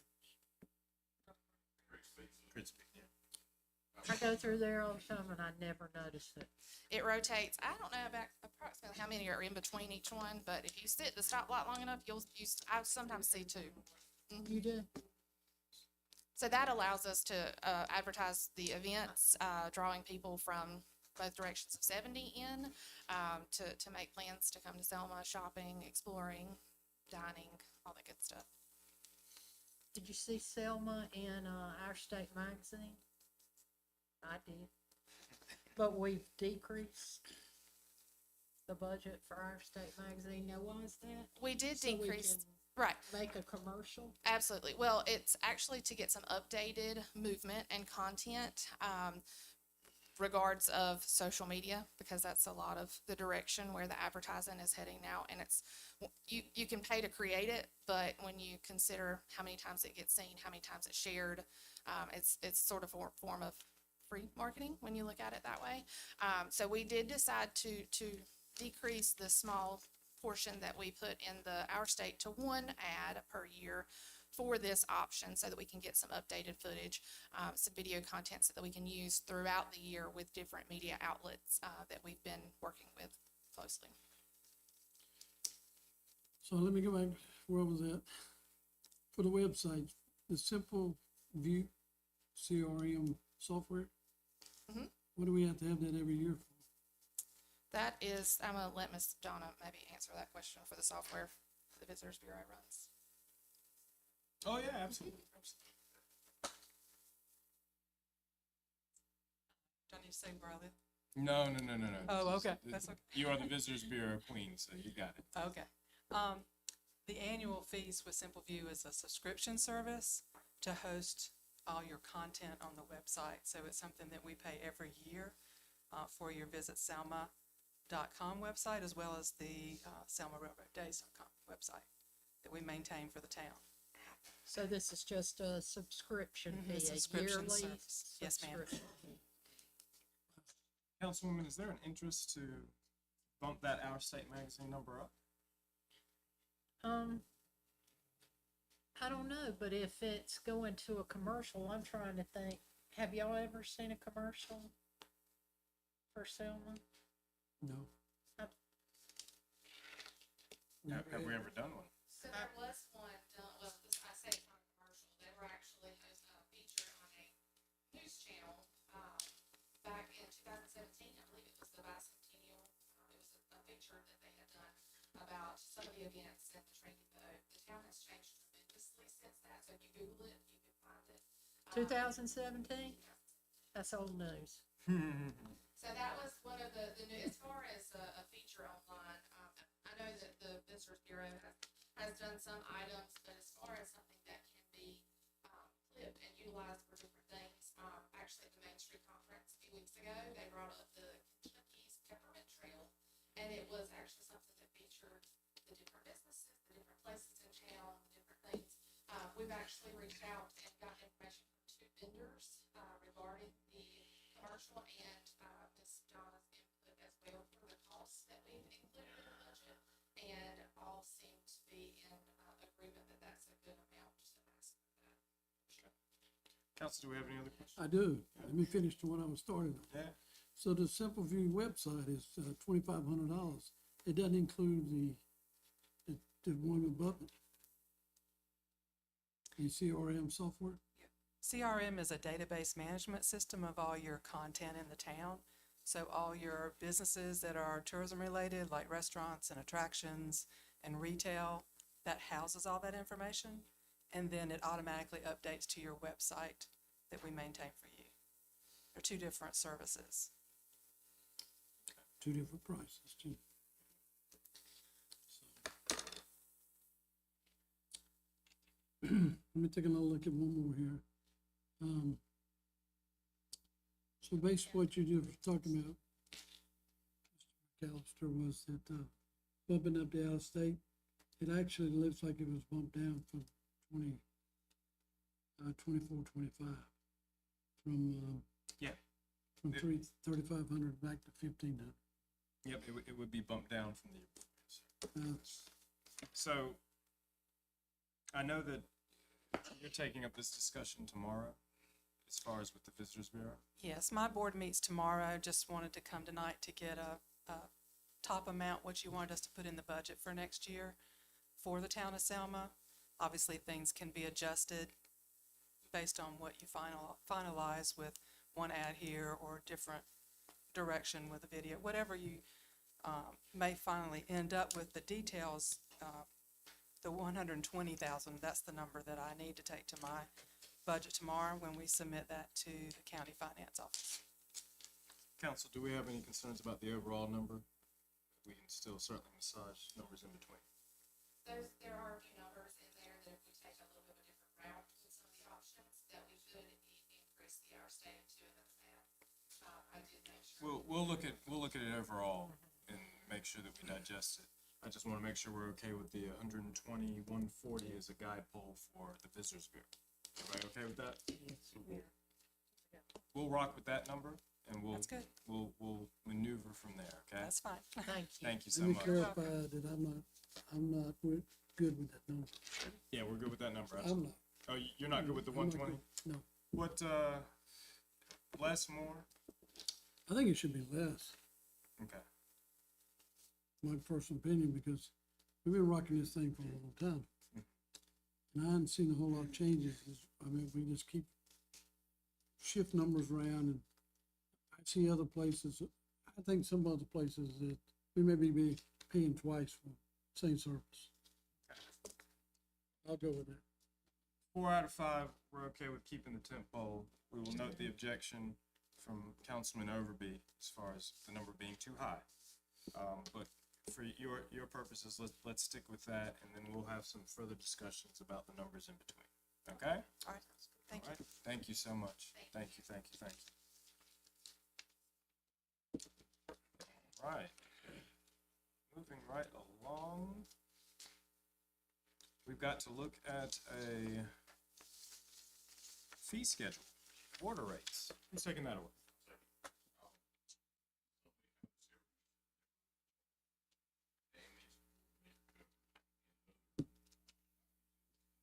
So we're just asking you to add this to the fee schedule and concept the actual.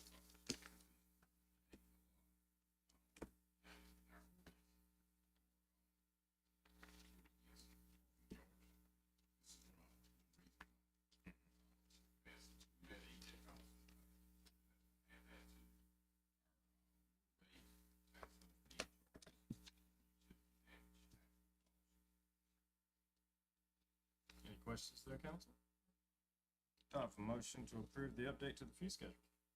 So moved. Second. Any discussion? All those in favor? Aye. Very cool. Thank you very much. Moving right along. We have got to look at designating a finance officer. Who wants to take that away? So, we just went through our process.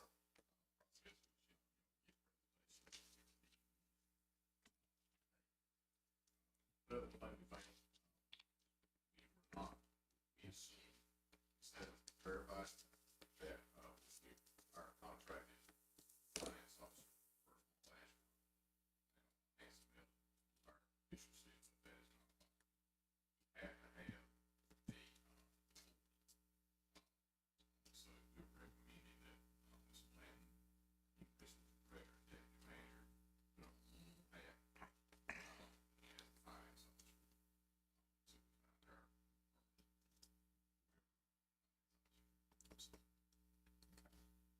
And just to give kudos to Ms. Blanton, you have been keeping up with all of this anyway, just the same, and you've been absolutely amazing at it. So, impressive work, and we appreciate it.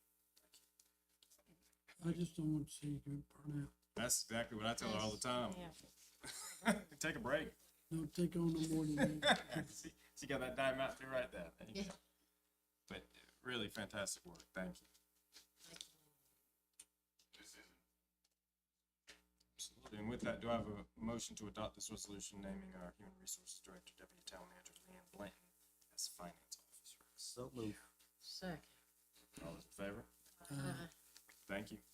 Thank you, thank you, thank you. All right. A little more business to look at. Next up, we'll ask, Chief Hughes to come up.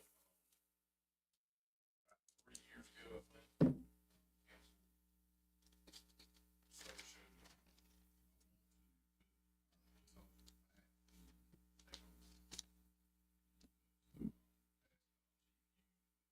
You knew that point, and you got some news.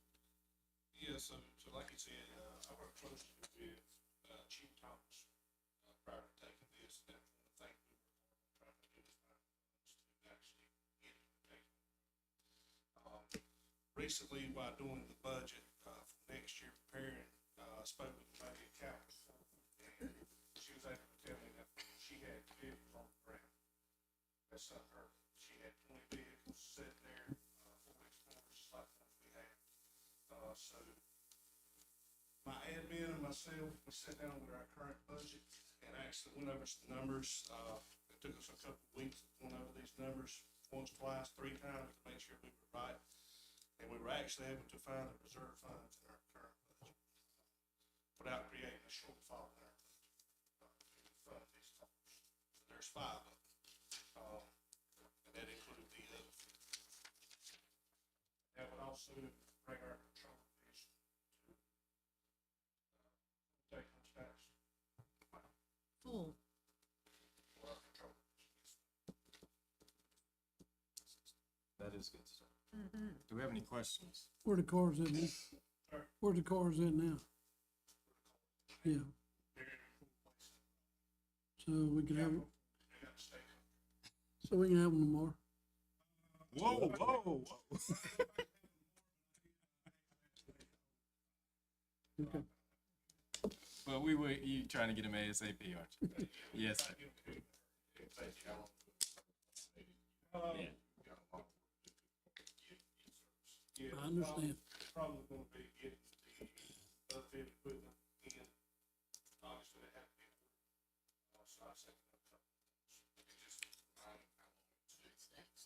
That's right. Yeah, so the last one we ordered in July, and we got this close to December. So that's not including upfit problems. They actually extended another month. So, it takes a while to get, lined up to be able to get them. That's exciting. Yeah. Well, do I have a motion to? Oh, no, question, I'm sorry. Yeah, After you. I gotta catch up on all this. Yeah. So, do these people live within our county So or? what we've done is looked at, basically what the agency around us. Right. 25-mile radius, basically everybody. Right.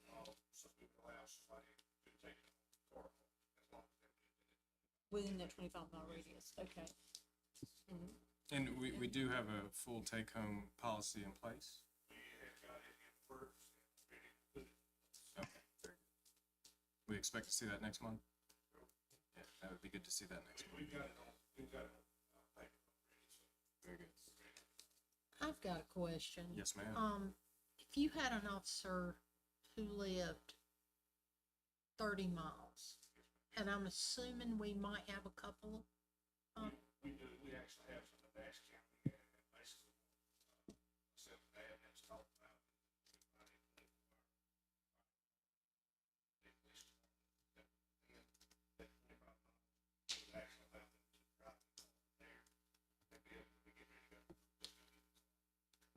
now, I've mentioned this before, and I don't know if it's feasible, this is just my thought.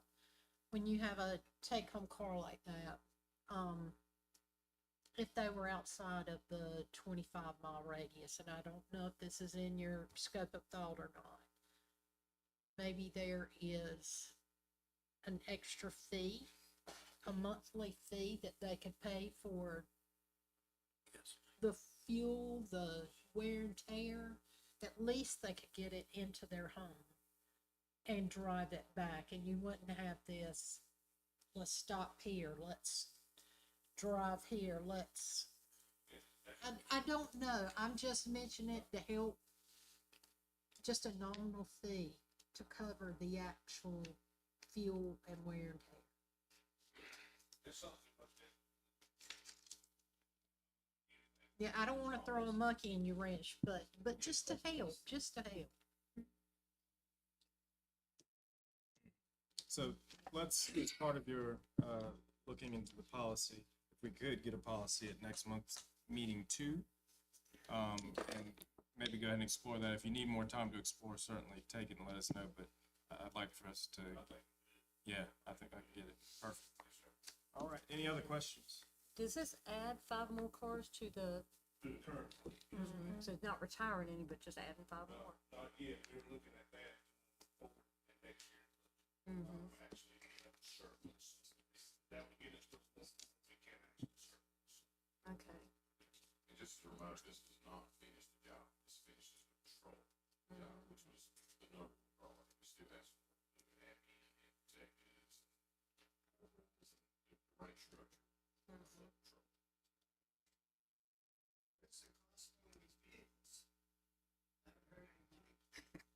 patrol. Well, the total cost would be $292,322. That's the full upfit. It's about 67,000 off that.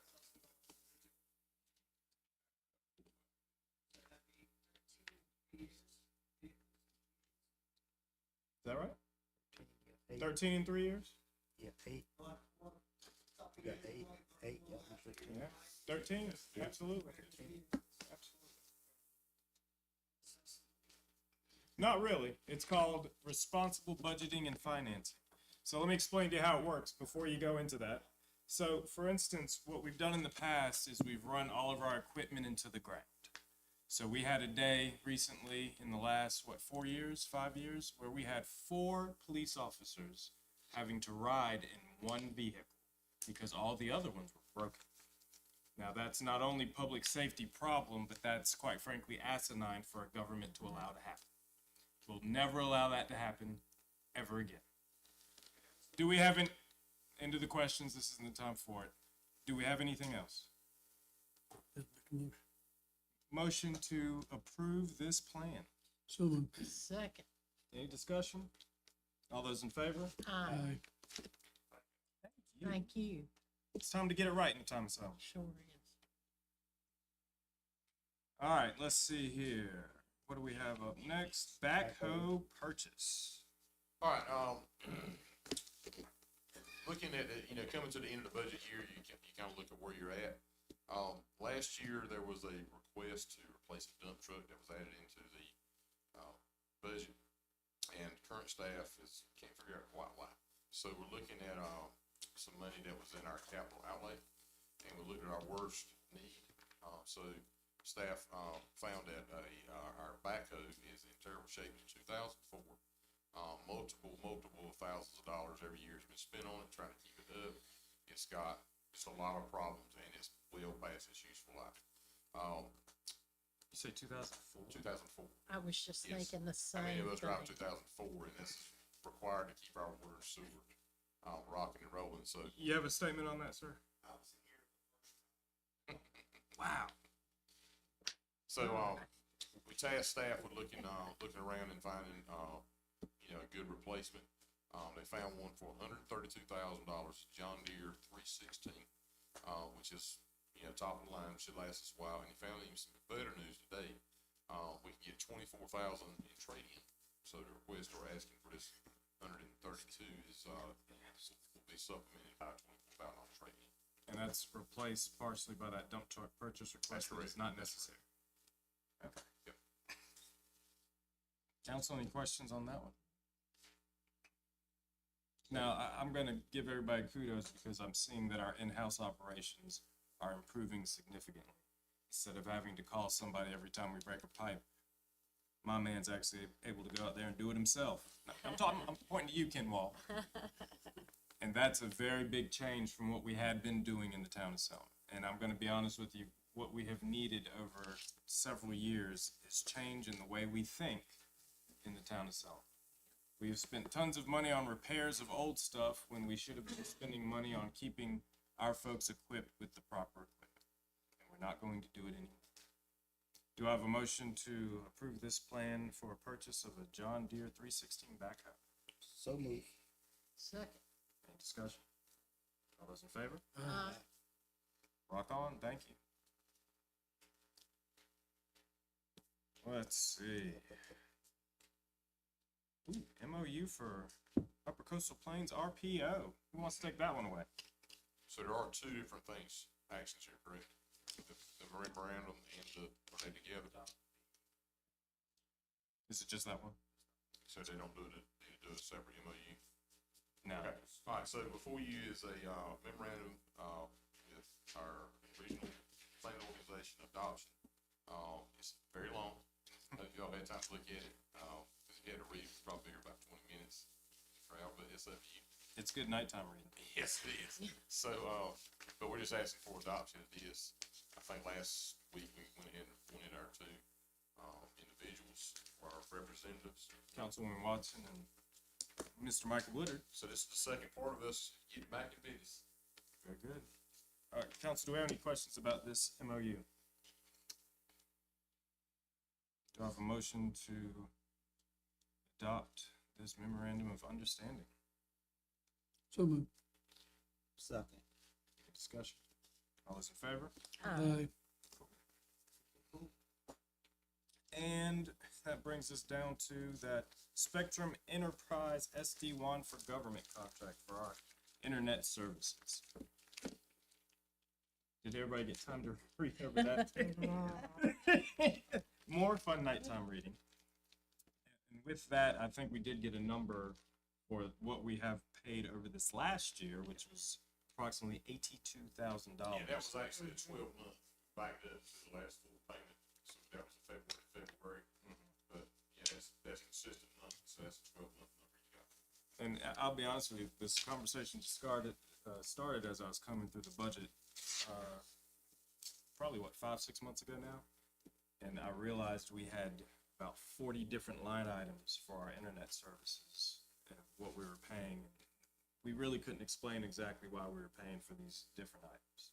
So this will bring all that internet service under one contract. And what was the total for that contract? 65 per year for 4 years. 65. And that includes the enterprise support services. So in, comparing them, Philip, when you were looking at, were they more or less apples to apples? They're kind of. I'm not the internet guy, so I'll answer I that. would say for you. This is much better than what we have. So as I mentioned at the last meeting, what we had was residential internet service Right, at all of our buildings. right. So that means what you have at your house and those phone calls you have to make to a residential specialist is what we had at all of our buildings, different services in the town of Selma. This is an enterprise service. So do you know what an enterprise service is? Yeah. So this is an enterprise service. This is one service lumped in under one support specialist, one hub for information, and we actually get a online portal as well that helps us manage our own network. And then we also have a specialist dedicated to helping us manage our network as well. So we have a online portal that if we have cameras connected around town to this enterprise service, you can see all those cameras on the online portal. So for that safety piece, the police will be able to use that, but we'll be able to use that for our purposes as well. You would also then have the ability to upgrade or downgrade your speed at each individual location anytime you want it, based on what's going on during the day, or during the week, or during the month.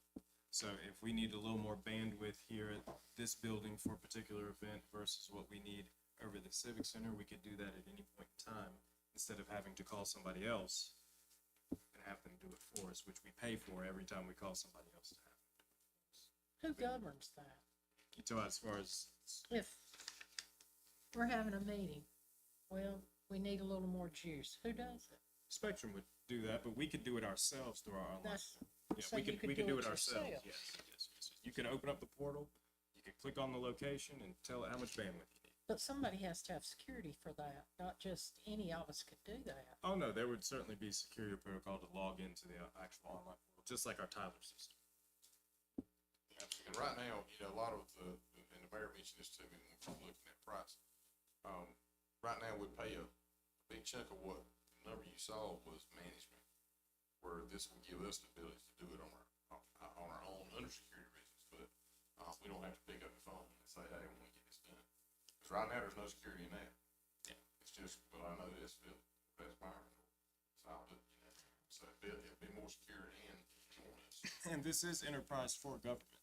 So this is something that is operational now in hundreds of cities across much larger cities in the town of Selma.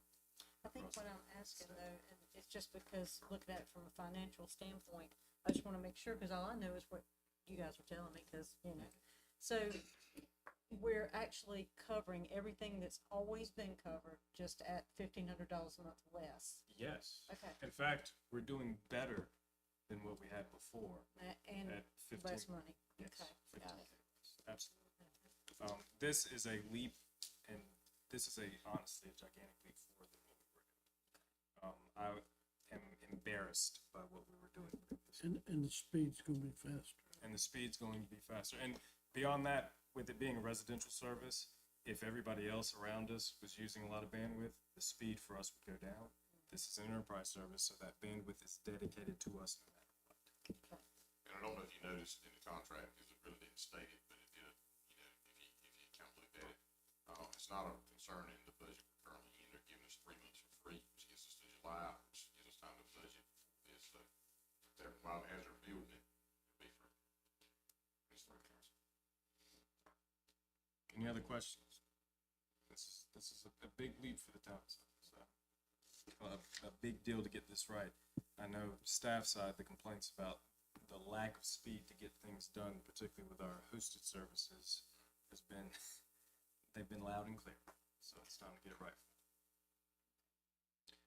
Do I have a motion to approve the Spectrum Enterprise Service Agreement? So move. Second. Any discussion? All those in favor? Aye. All right, do we need anything else related to the Spectrum Enterprise? Good. All right. Rate Committee, the fun part. Who wants to take that away? I'll start, and just as a reminder of where we're at for the audience that may not be available, it may not have been at the last meeting. we've been imposed a rider from Kempa of $18,256 per month, starting April for 24 months. So we were looking ways to cover that. If you remember, we brought you back a proposal to increase the residential base rates, from $10.19 to $14.98. Y'all got back to us and said, hey, we'd like to see that in a separate, rider fee. I think that's what I'm calling it, a rider fee. So that if we kept that formula, that would be a $4.79 per month rider fee that would disappear, in 24 months. And that was just on the base residential rate? That's just figured on the base rate, not the other. Nothing touches the kilowatt per hour rate in this proposal. Now, obviously, y'all can do whatever you want to. This is just a direction from the information from staff, but we can tell you that this will cover the rider without putting anything unnecessary on the electric, funds, basically a pass-through. And the larger electric users would be a slightly higher. Go up as we go. Obviously, when I say 1019 to 498, that would be the majority of our customers, are residential, which is the smallest, rate we have. But for example,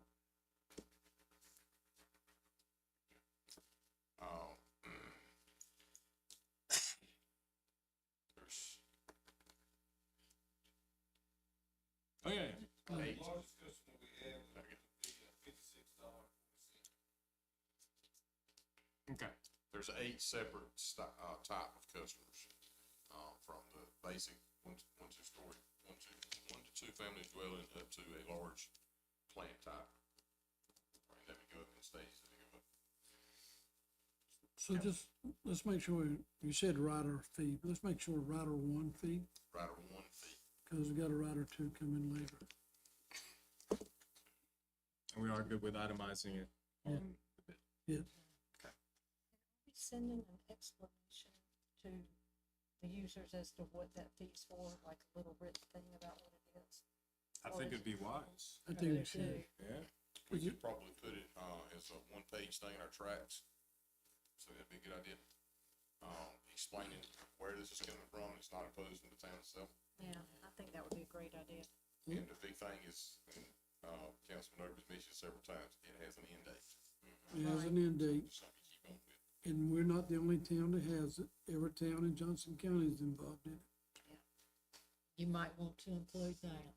If y'all pass this, we can get this, as soon as possible. I don't know how fast this can move through finance and through billing, but we start paying for it in April. So we wanna get this as soon as possible. All right, do I have a motion to approve this plan related to the NCEMPA rate rider increase? So moved. Second. Any discussion? All those in favor? Aye. And let me thank Councilman Overby for keeping an eye on this, working on this hard, keeping us informed as this thing was progressing, because quite frankly, this started at the end of last year, and it's been an incredibly quick turnaround rate to hit us in the beginning of this year. So thank you, Councilman. And I wanna thank Mr. Hook as well. He's been part of the team as well. George Shook, thank you. My man. You're welcome. All right. What else do we have?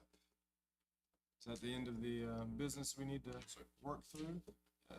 Mr. Hewitt, did you have anything for us? No? Okay, thank you very much. Council members, if you want to go around, a few things from Mayor Pro Tem Scarborough? First, I'd like to say, to staff, you know, we ask a lot of you guys, but you never let us down. And plus, there are things we don't ask you guys that you do for us. And we appreciate that. And that's what we've been missing over years. I mean, I came in 2019, we talking about patrol cars and all that. It is now 2024, we talking about have a fund out our policemen have a car.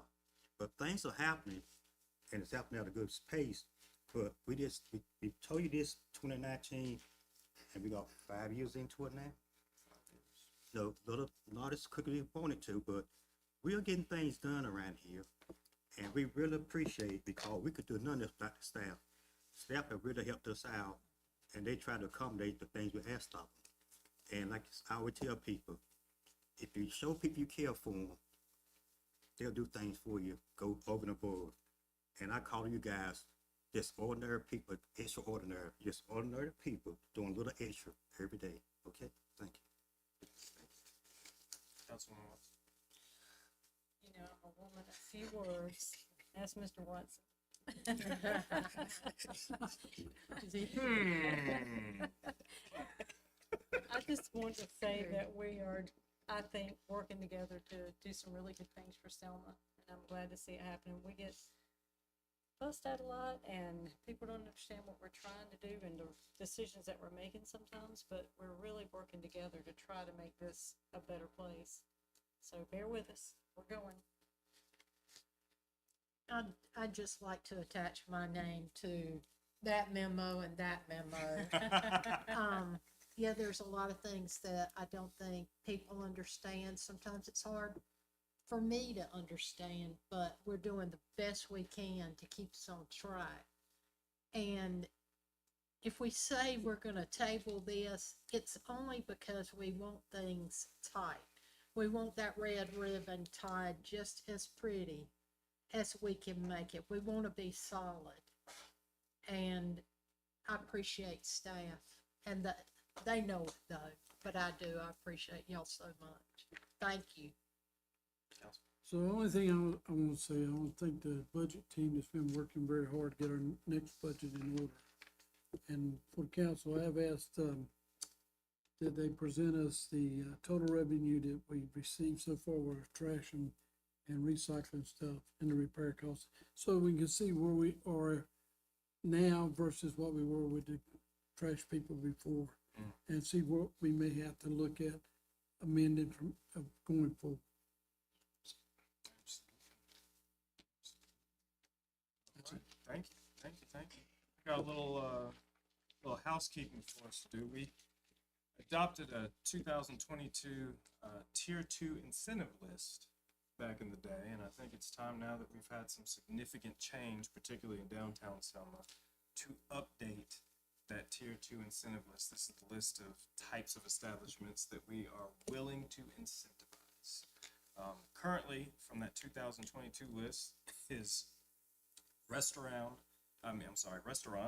sit down, open on weekends and evenings, sports restaurant, bar, pharmacy, dry cleaner, bakery / pastry shop, butcher, pet store, family physician, pet supply store, hardware store, tech, computer, TV repair shop. So, list before you, it is my personal opinion that sports restaurant bar we could probably remove from the list. I think we've gotten a good supply, and we're holding a good balance here in Selma. So I would suggest we strike that one. Is there anything else that we want to do with this list as far as updating it, specifying, putting any other stipulations in that basic list? At least you got his things that we say we want. Yes, that's what we were willing to incentivize. That would strike out some. Striking out the bar and the sports restaurant, like I said, I think we're at a good place in our downtown.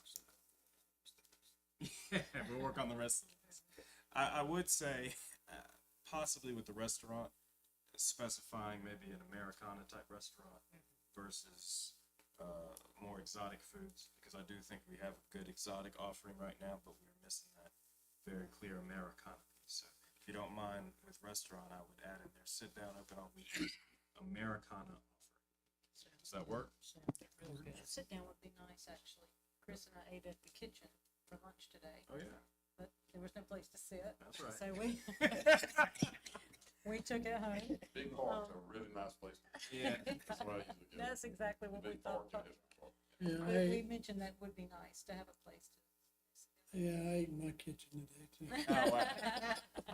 So that will be specified as part of that tier, and then we'll leave pharmacy, dry cleaner, bakery, pastry shop, butcher, pet store, family physician, pet supply, local hardware store, computer, TV tech repair shop. Sound good?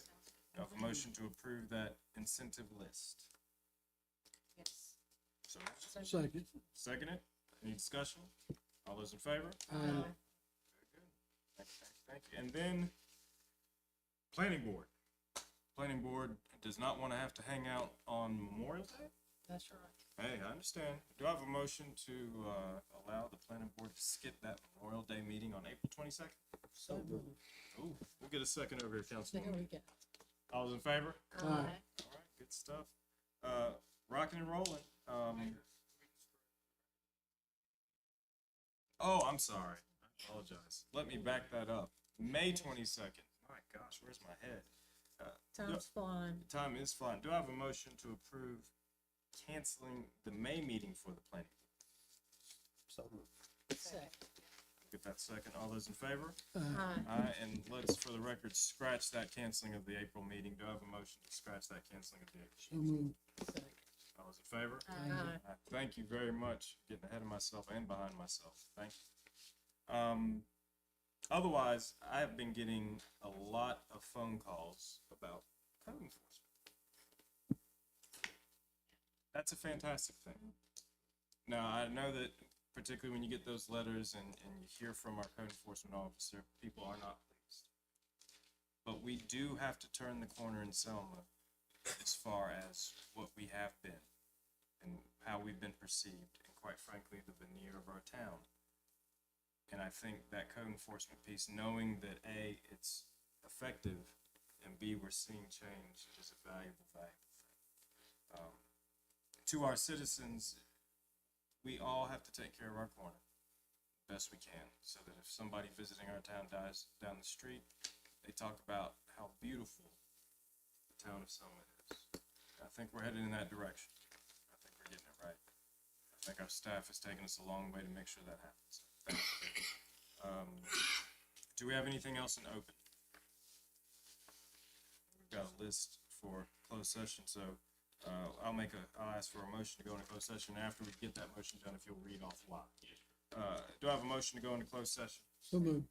We'll give that to Councilman, second to Councilwoman. Discussion? All those in favor? Aye. Aye. All right, and why are we headed in? Under section 3, appendix